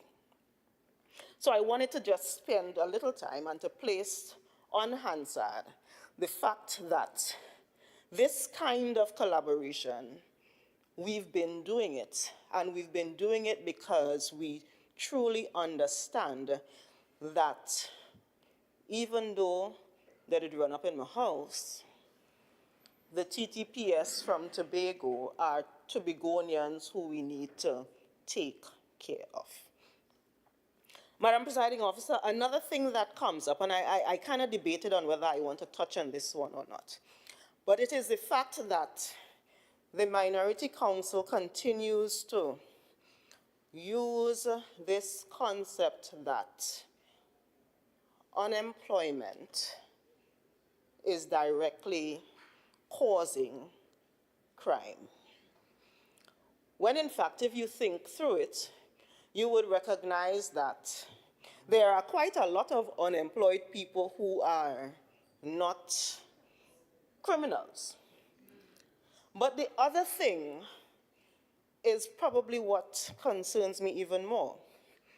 Because at the Division of Health, Wellness and Social Protection, even though, for example, the minority leader and others keep speaking about the fact that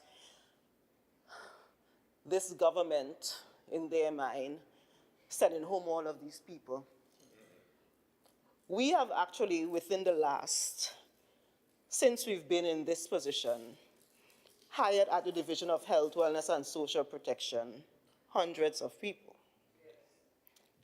And the sad thing about that is, we also recognize that even after we've hired some of these people, because we don't know who they are, I don't know who they are, my HCOs and my supervisors and so forth, they're the ones coming to me and telling me, but Dr. Faith, so from, he get in real trouble, boy. And this is somebody who, was hired a year, 2 years ago. So they are employed, but yet they're giving real trouble. We're having real challenges. We are, what can we do? Shall we start to implement the different kinds of programs in there so that we can meet them? So we are moving from just employment to almost having EAP and all of that ingrained in the system, which is kind of difficult to do on such a large scale, Madam Presiding Officer. But it goes to the fact that something else is happening. And even when you are employed, and even when you have a secure income, something else is happening. And that is not preventing some of those same individuals who are now gainfully employed, unionized, from doing the levels of criminality that we are seeing. That's the second thing I wanted to treat with. The third thing, and I promise this is going to be the last, is what is happening in social protection. And let me start by, again, it was repeated that this administration is making the process harder to get the grants and so forth. But if you remember,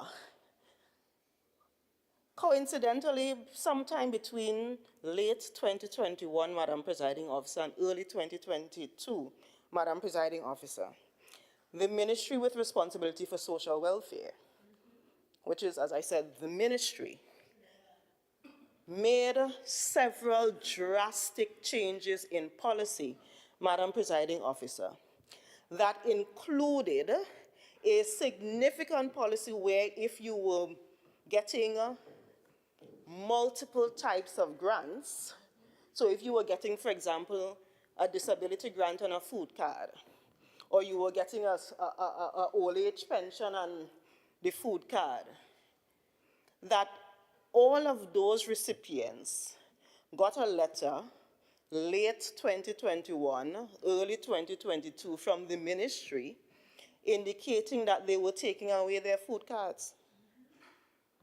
And we are talking about, to be clear, Madam Presiding Officer, we're talking about the red food card, the ones that come from the ministry in Trinidad. And it's actually one of the reasons, Madam Presiding Officer, that we recognized we needed to do something else. And even the green food card that the Tobago House of Assembly is responsible for, instead of leaving it as a rigid emergency single-use food card, we actually changed the policy because we realized there were so many people who were thrown off of the red one, who needed the support of the green, and we changed the policy to allow them to be on it for longer than normal, and for it to take into consideration the size of your family.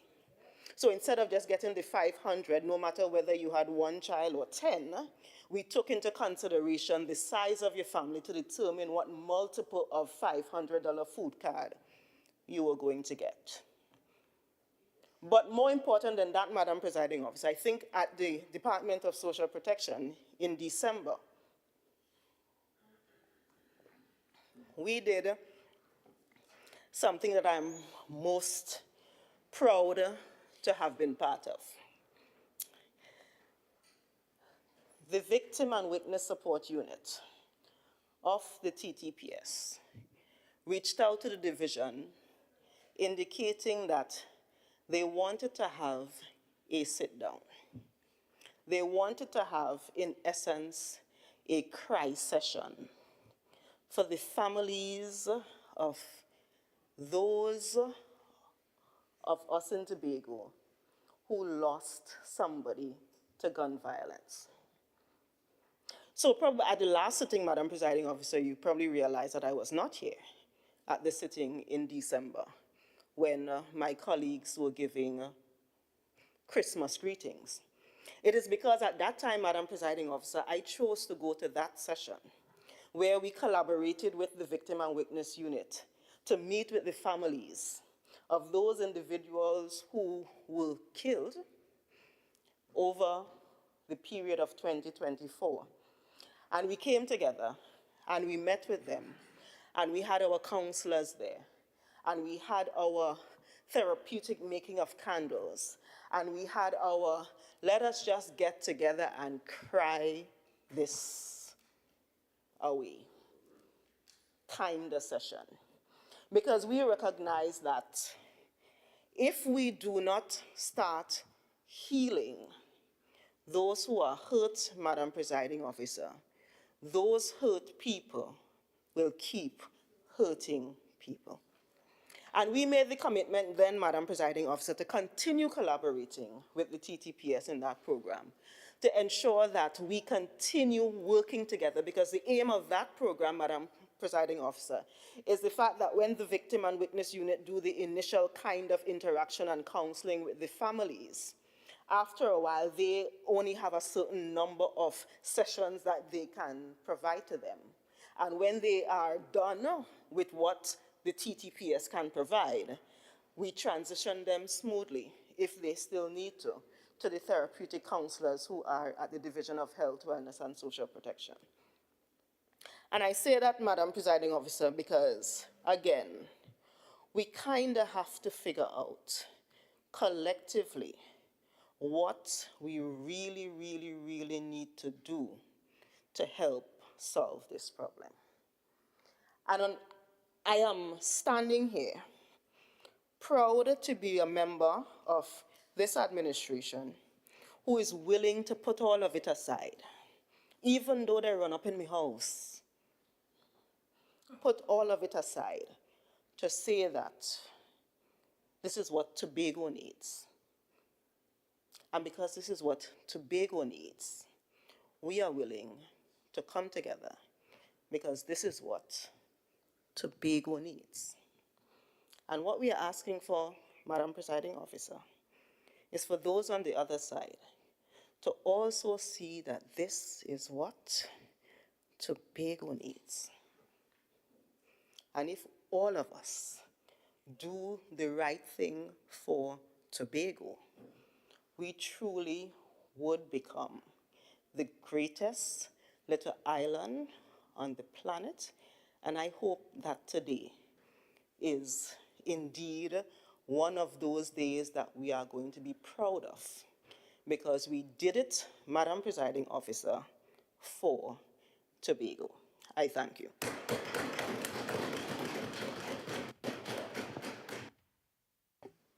Assemblyman Hackett, you may now join this debate. Thank you, Madam Presiding Officer. I know my colleagues would not expect a debate such as this one without the area representative of Bethesda Leketo, which also includes the village of Golden Lane, contributing to such a motion. This area representative also happens to be the Secretary of Education, Research and Technology, and so you would all expect that this will hold some significance to me. This debate, Madam Presiding Officer and colleagues, is not merely about words. I mean, a lot of us spoke today, but I really want us to understand that this is not merely about words. This debate must inspire action, decisive action, more specifically.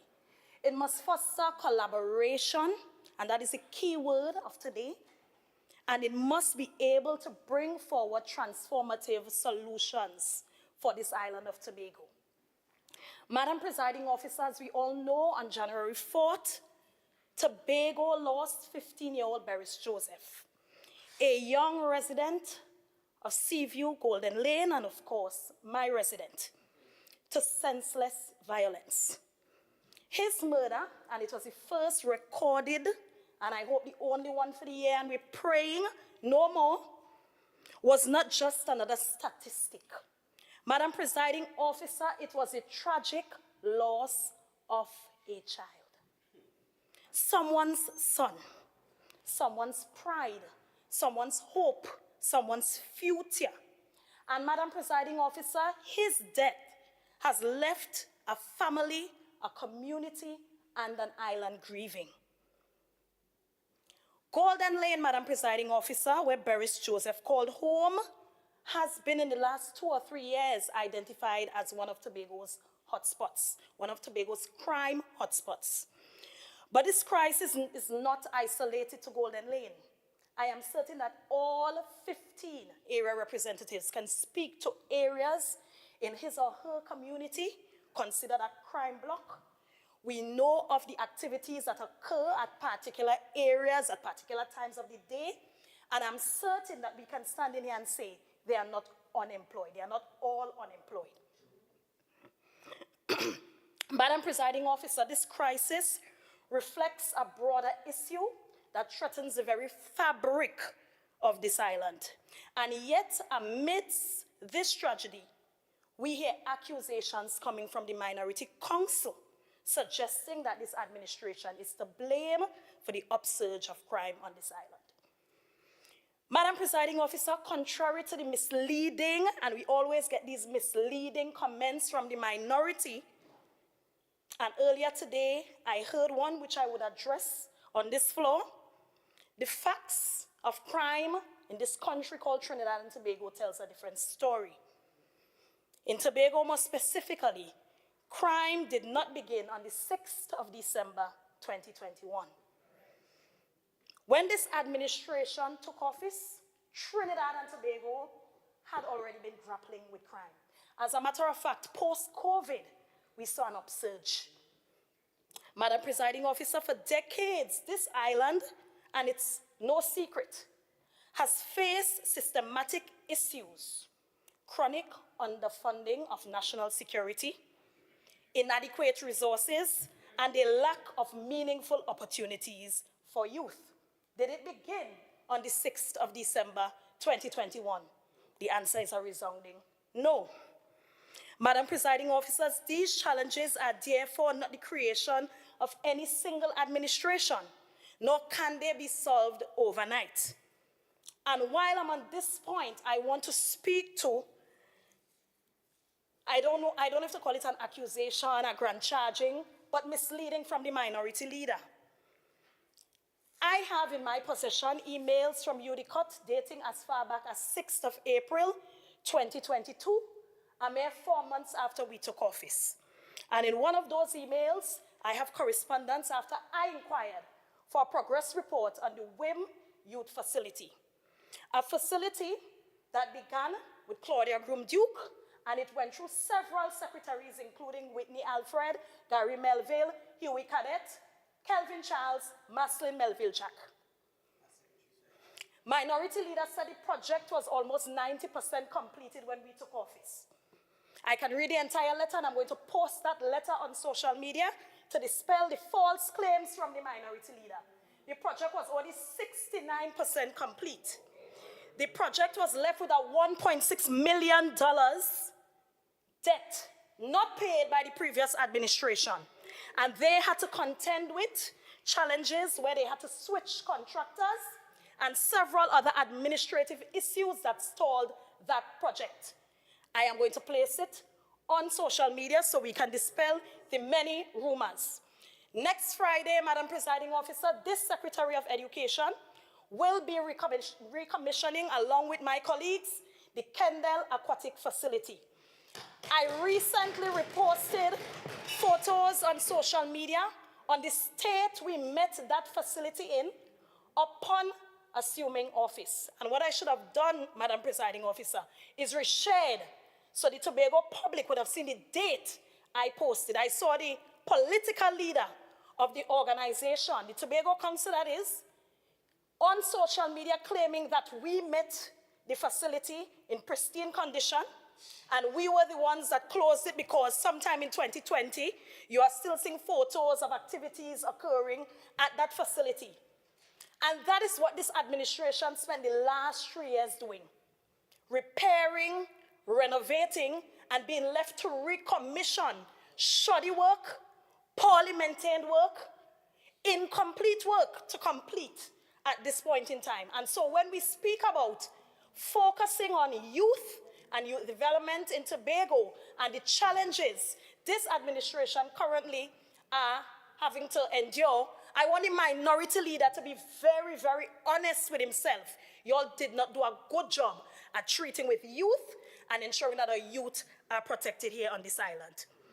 Madam Presiding Officer, while others, such as the Minority Council, politicize these issues, this administration, including our area representatives and 13 on this side, have been using their initiative, using limited resources to ensure that youth-based programs are run in their district.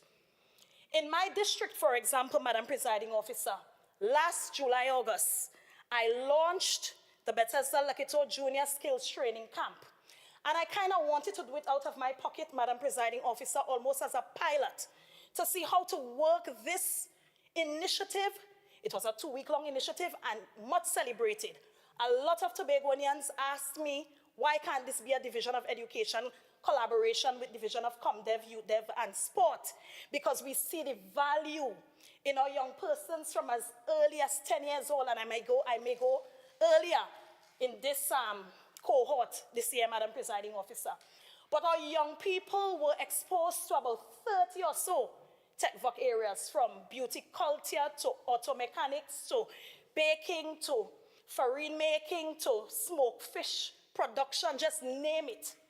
And they were all able to walk away with a certificate. Of course, not accredited, but of course, they saw the value in spending 2 weeks of their July-August vacation learning a skill, learning a trade. And so upon the successful completion of such an initiative, I have already made a proposal to my division and a proposal that will also show some collaboration between ComDev, YouthDev, and Sport, so this program can be run in all 15 electoral districts, Madam Presiding Officer.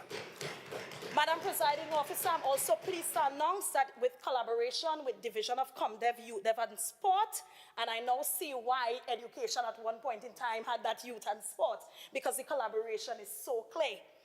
I'm going to have a youth fair on my table piece grounds. It's the only grounds in my electoral district at the moment, but very soon, of course, ComDev, YouthDev, and Sport will also be assisting in us clearing some property at Culloden Estate, as Chief Secretary spoke to earlier, so Golden Lane could have this long-awaited, after 16 years of PNM in my electoral district. Finally, promises will materialize with that Culloden Recreation Facility.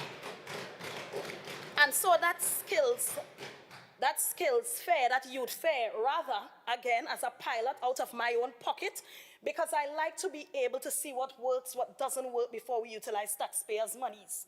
And so, again, from February, this youth fair will offer young persons, and now we're going from the ages of 12 onwards, career guidance, financial literacy workshops, skill building sessions, and it will help our young people to gain the practical tools and knowledge they need to thrive. But let me just stop here for a bit, Madam Presiding Officer, because I don't think it's for want of these initiatives that we have these challenges. Because currently, at the Division of Community Development, Youth Development, and Sport, we have programs where young persons have been graduating or matriculating out of.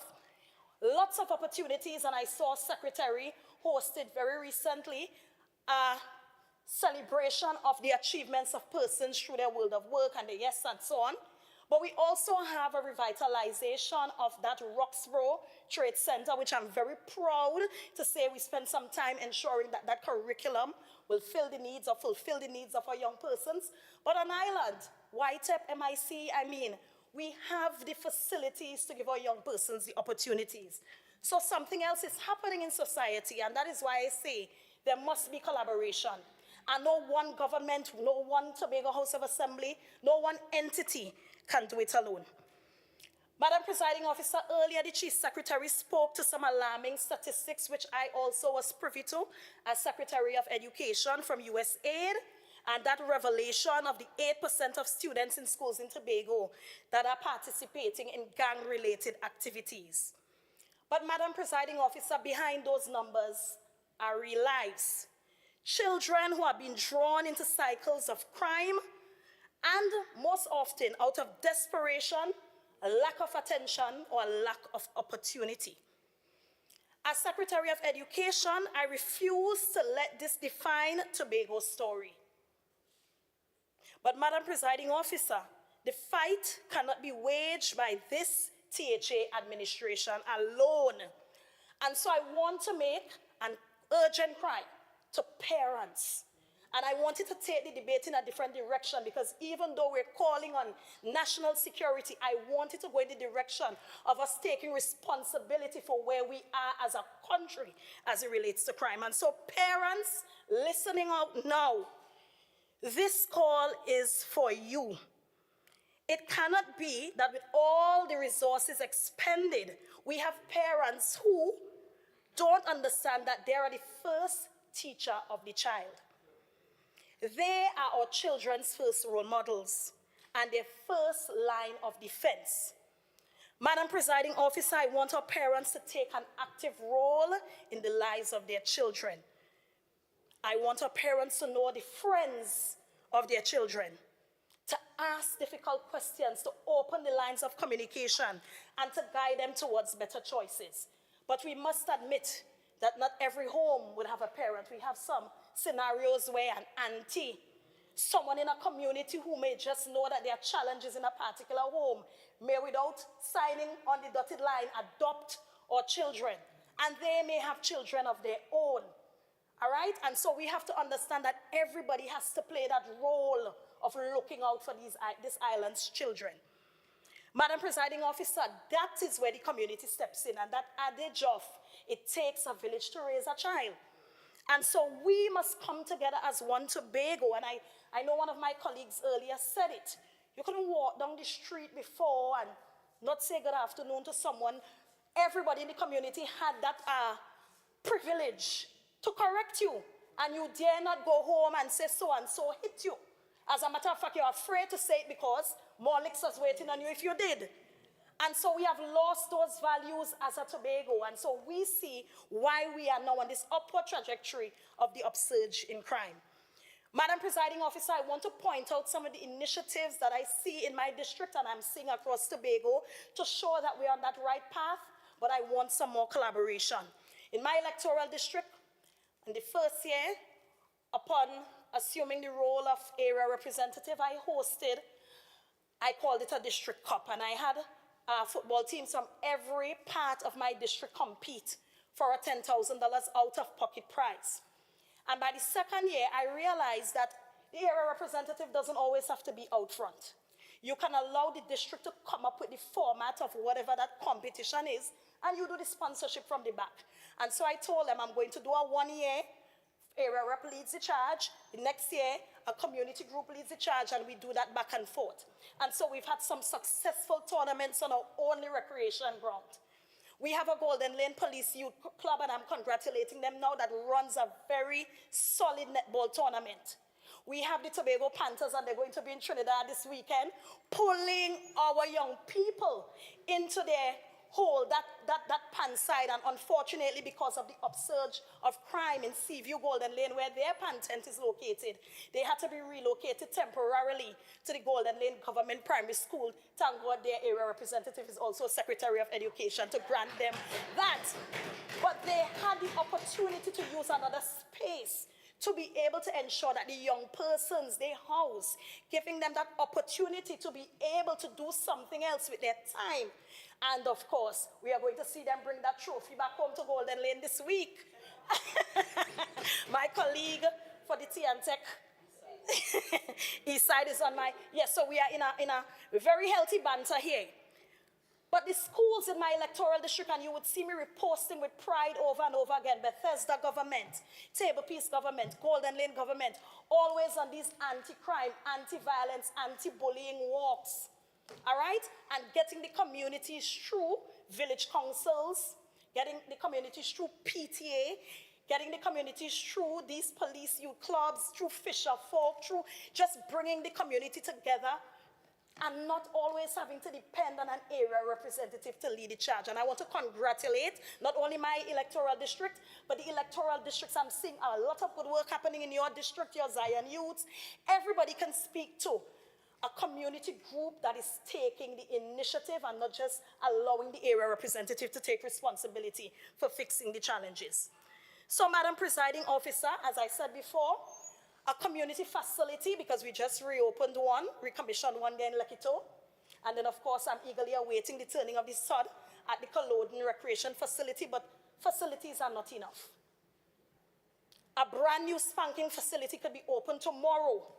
And if we don't fix the very fabric, the mere values of our communities, of this island, then we're still going to have the challenges. And so I want to say that no matter how much we accomplish as a Tobago House of Assembly, admittedly, we cannot do this alone. National security, therefore, remains the constitutional responsibility of the central government, and we must continue to hold them to account. Tobago has been under-resourced, and it's a fact. We cannot sweep it under carpet. Under-resourced in this area for far too long, and it's time we demand you send the resources and allow us to take charge of our national security issues, or you do better from Port of Spain. Madam Presiding Officer, the fact is we need more officers. We need better equipped law enforcement. We need better policing strategies tailored to suit our unique needs. And so politicizing crime, and I'm seeing it, I mean, it's so hypocritical because in one breath you're asking us not to do it, but you're saying the upsurge began in 2021 when we took office, but national security is not our issue. So you're finding a way, and for every challenge raised here in Tobago, and that analogy or comparative analysis can also be taken overseas, over the waters rather.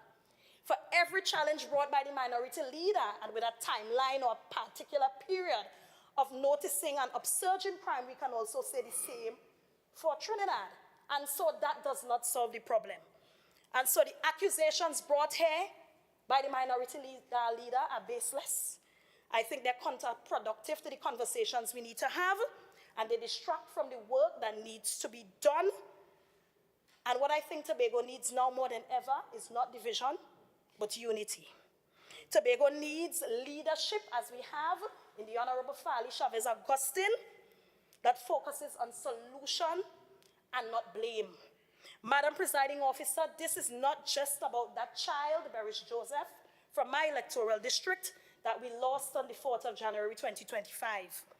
This is about every child who deserves to grow up safe. It is about every parent who should never have to bury their child. It is about every community that deserves peace. And I want us to let the memory of Beris Joseph, who I hope is the only life we're going to lose here in Tobago, I want us to honor that memory by taking action. I want us to come together as area representatives, as communities, to reclaim this island called Tobago. I want us to rise up as one Tobago to ensure that our children can grow up safe, grow up free, and grow up be filled with a pride of an island that we all call home. I thank you, Madam Presiding Officer.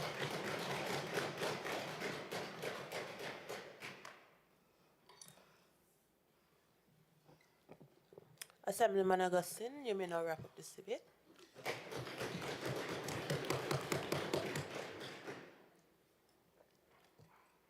Thank you very much, Madam Presiding Officer. I want to start by thanking the honorable colleagues in this House for contributing to this motion. This, for me, was one of, and will be one of the best decisions taken in this House since perhaps the 44 years of the Tobago House of Assembly. We never thought at any point that Tobago will be a place where crime will be such an issue that it will take priority even over our 5th schedule items. We never thought that. Because for a long time, Tobago and Tobagonians, we went around with this notion that, yes, Tobago is peaceful, yes, Tobago is quiet, Tobagonians are honest, Tobagonians don't get involved, and we buried our heads in the sand, and we put absolutely nothing in place to ensure that we prevent our children from becoming involved.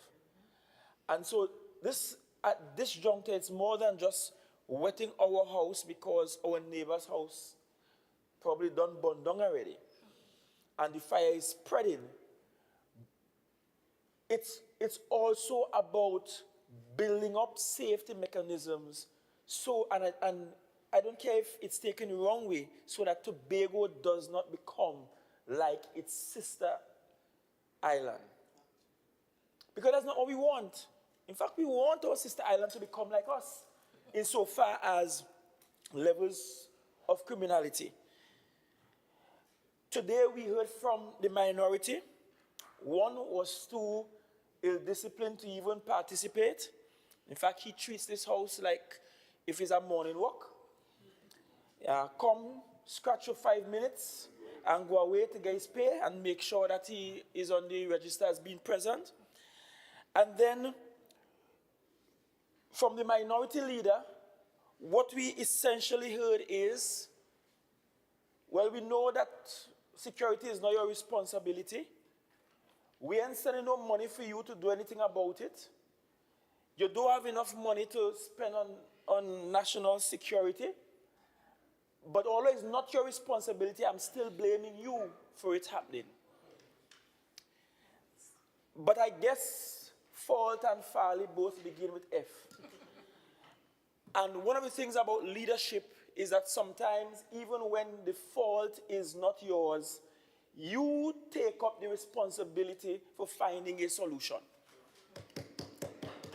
And this is what this motion is about. For a very long time, I've argued across the waters, do more for national security in Tobago. Do more for national security in Tobago.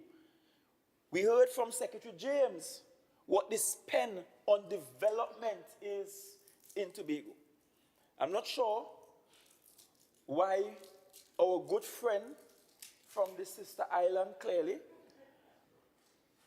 felt the need to remind us that national security pay the salaries of their workers. That is the least. They get their salary, and some of them still waiting on their back pay and can't get it. So not even that they're paying properly. But this was a conversation about the development spend on national security in Tobago. The fact that the figures don't lie. In some instances, $0 assigned to Tobago for sometimes 2 years consecutively for development spend in Tobago, notwithstanding having billion-dollar budgets that outstrip the Tobago development budget spend. How you could run national security for the entire country, and one part of the country in a given year, you have $0 development spend as actual spend. What we are experiencing, what we experienced in 2024 didn't happen overnight.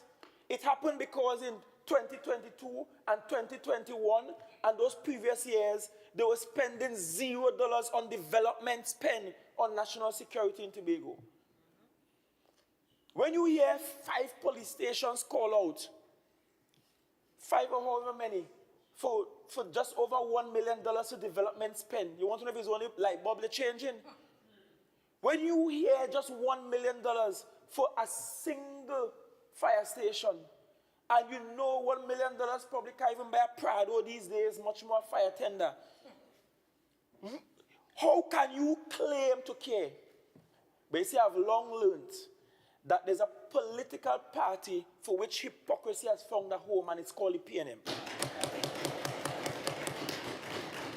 So while they refuse to blame Minister Hines and call him a failure, while they refuse to blame the head of the National Security Council and call him a failure, because our numbers are exceedingly high, you will come to Tobago and put the failure on someone who the law says shall not have responsibility for. And so what this motion seeks to do is to create a bridge between that which we shall not have responsibility for and actually saying, look, we ain't going to just take somebody blame, but we will take somebody responsibility because all you can't do the work. We're going to help all you out. But more than that, this is also about saying Tobago is our business. And if you in a very neo-colonial way retains responsibility solely and exclusively for our security, and you are refusing to do it to the extent that we are suffering, to the extent that gunmen running into our homes, shooting up our lanes on New Year's night, and all sort of stuff, then we have to just do something, law or no law, responsibility or no responsibility. We live here, we have to do something about it. And it cannot be, leave it as it is, ego fix. Because you have been there for 10 years, 10 years consecutively, and the murder rate keeps going up and up and up. Tobago, which was once seen as extremely peaceful, is now suffering from high numbers as well. We can't allow it to get higher than that. And so we have to do all in our power, and the law allows that where there is a matter in the 6th schedule for which a ministry has responsibility, that some of that can be devolved through the use of an MOU. Before I close, Madam Presiding Officer, I want to make a few observations too. That notwithstanding this request to mandate the Chief Secretary to enter into MOU arrangements with the Minister of National Security, or rather the Ministry of National Security and the Tobago House of Assembly, there is still some legislative, or there are still some legislative issues for which the THA will still require the central government to treat with. One of those issues, Madam Presiding Officer, must be the issue of the laws governing marijuana usage in this country. Yes. We decriminalize marijuana up to over 30 grams. But we are yet to sit and to work out arrangements for the commercial aspect of it. And because there is that gap, Madam Presiding Officer, all of our young men, and even some of our young women, they always have 30 grams in their little sachet, the cross bag. And they will just keep topping up and selling, and it is fueling a sort of drug trade and a sort of cross-border gang warfare, and people fighting for space, and whether this area is 7 or this area is 6 or this is ABG and all sort of story. If we just simply, regardless of how you feel about marijuana, if we just simply take the legislation to the next extent, and because that was part of the conversation, it will remove the power from young boys in the street, but more than that, remove the power from the gang leaders, those who calling themselves presidents and higher than even the President of the Republic of Trinidad and Tobago. That's where we need to go. And so there is a lot of work to do. And perhaps devolving this responsibility to Tobago will finally free up some time for the Ministry of National Security so that they could actually go to the Parliament and do some work that they have to do. I also want to acknowledge and thank Assistant Secretary Clarke for your presentation in the House today.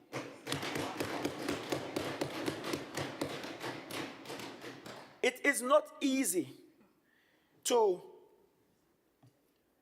be a victim of crime at that level, to lose a close relative at that level, and to have the strength to come to the House and in such warm layman terms explain what needs to be done.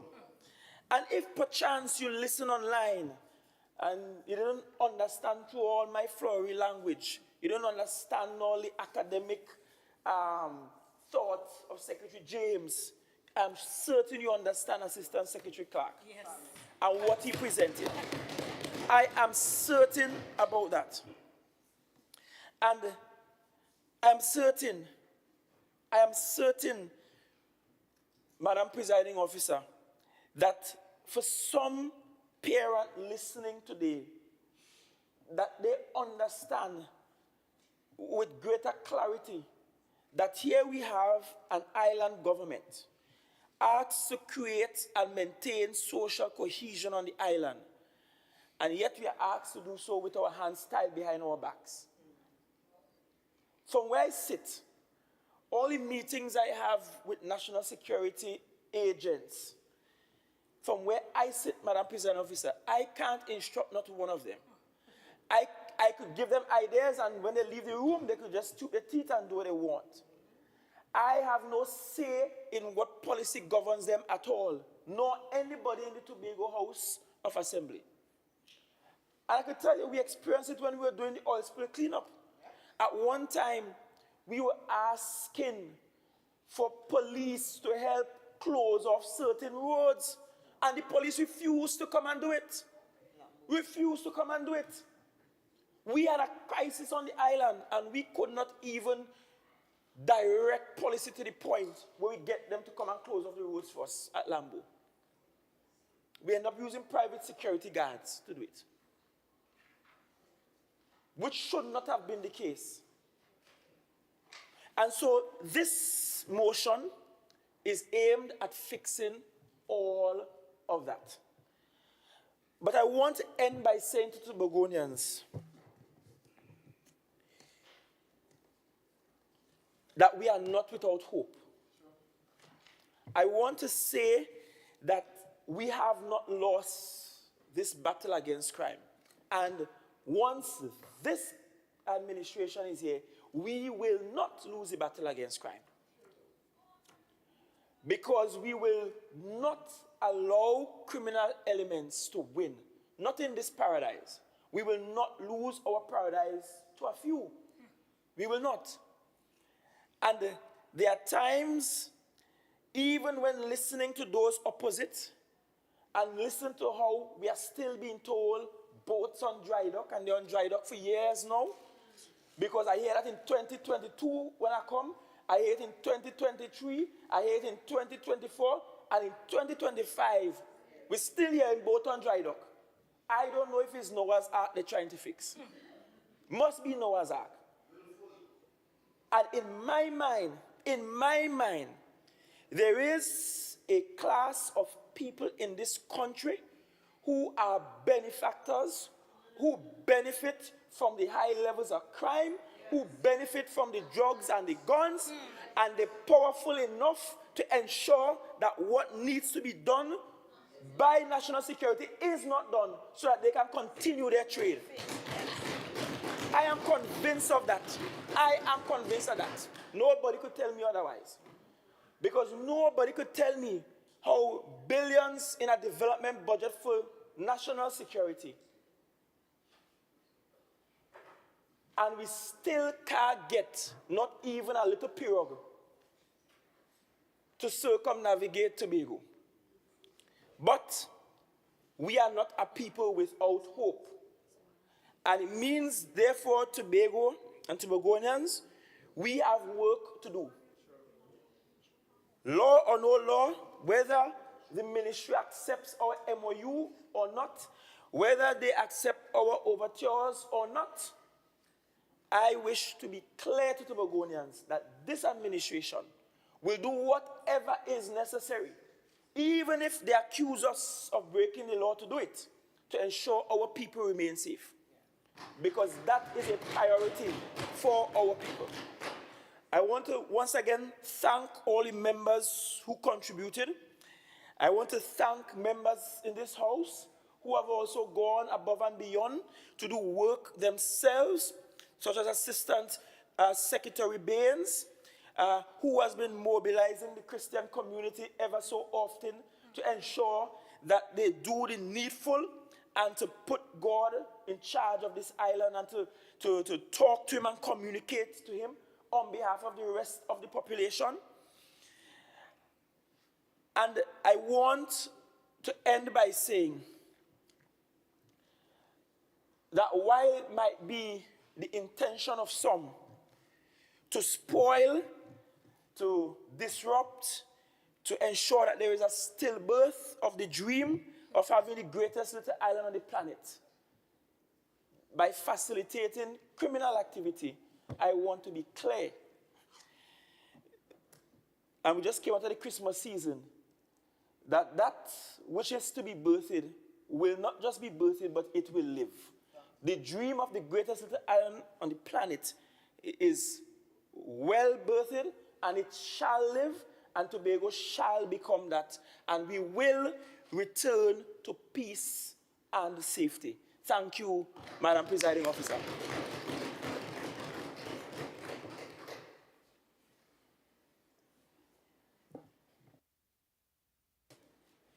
Honorable members, the question put is, whereas the right to security and the right to life are fundamental human rights enshrined in the Constitution of Trinidad and Tobago, and whereas the people of Trinidad and Tobago are currently facing a state of emergency, SOE, due to escalating levels of crime and violence, with Tobago experiencing a significant increase in criminal activity, which has disrupted the island's customary peace and safety.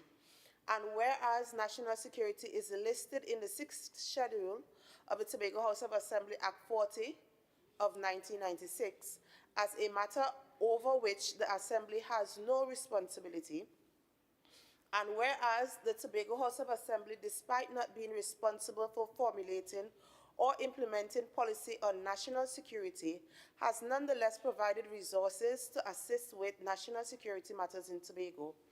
And whereas the Tobago House of Assembly Act 40 of 1996 encourages mutual consultation and collaboration with the central government through mechanisms embedded in Section 26, 31, and 37, and whereas the central government has not allocated sufficient resources for national security on the island of Tobago, thereby compromising the safety and security of its residents and adversely affecting the island's tourism industry, business environment, and overall well-being, be it resolved that this House, as a matter of urgency, mandates the Chief Secretary to call for a meeting with the Minister of National Security to immediately establish a memorandum of understanding pursuant to Section 26 of the Tobago House of Assembly Act, aimed at devising proper and effective strategies for national security in Tobago. And be it further resolved that this House calls on the central government to urgently increase the allocation of resources to Tobago for maintenance, upgrade, and modernization of its national security infrastructure, including personnel, equipment, facilities, and technology tailored to the island's unique needs. All in favor, say aye. Aye. Any against, say no. The ayes have it. Motion carried.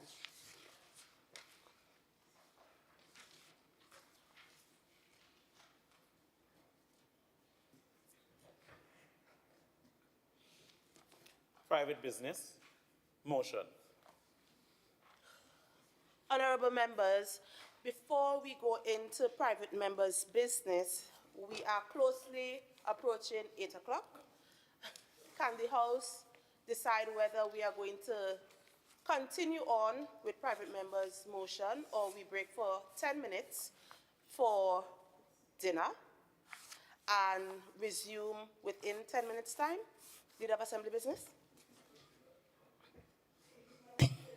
Thank you, Madam Presiding Officer. Madam Presiding Officer, I'm uncertain if 10 minutes would be adequate for dinner. However, I do appreciate the fact that we may need to use the washrooms, etc. So I propose that we have a 10-minute break and we return to the chambers to dispense with the business of the order paper until there is another period where we think we may need a break.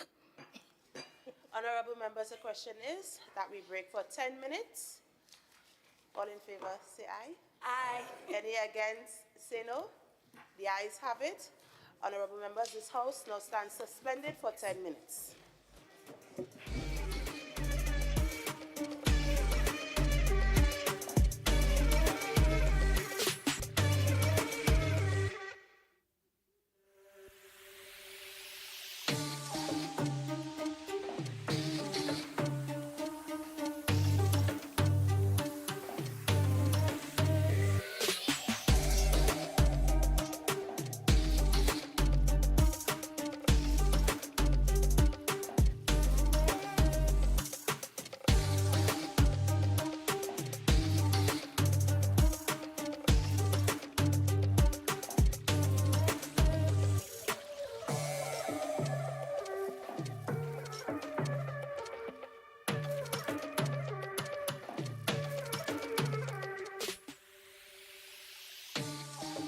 Welcome back to Tobago. The 2025 series of democratic debates kicks off with a double header.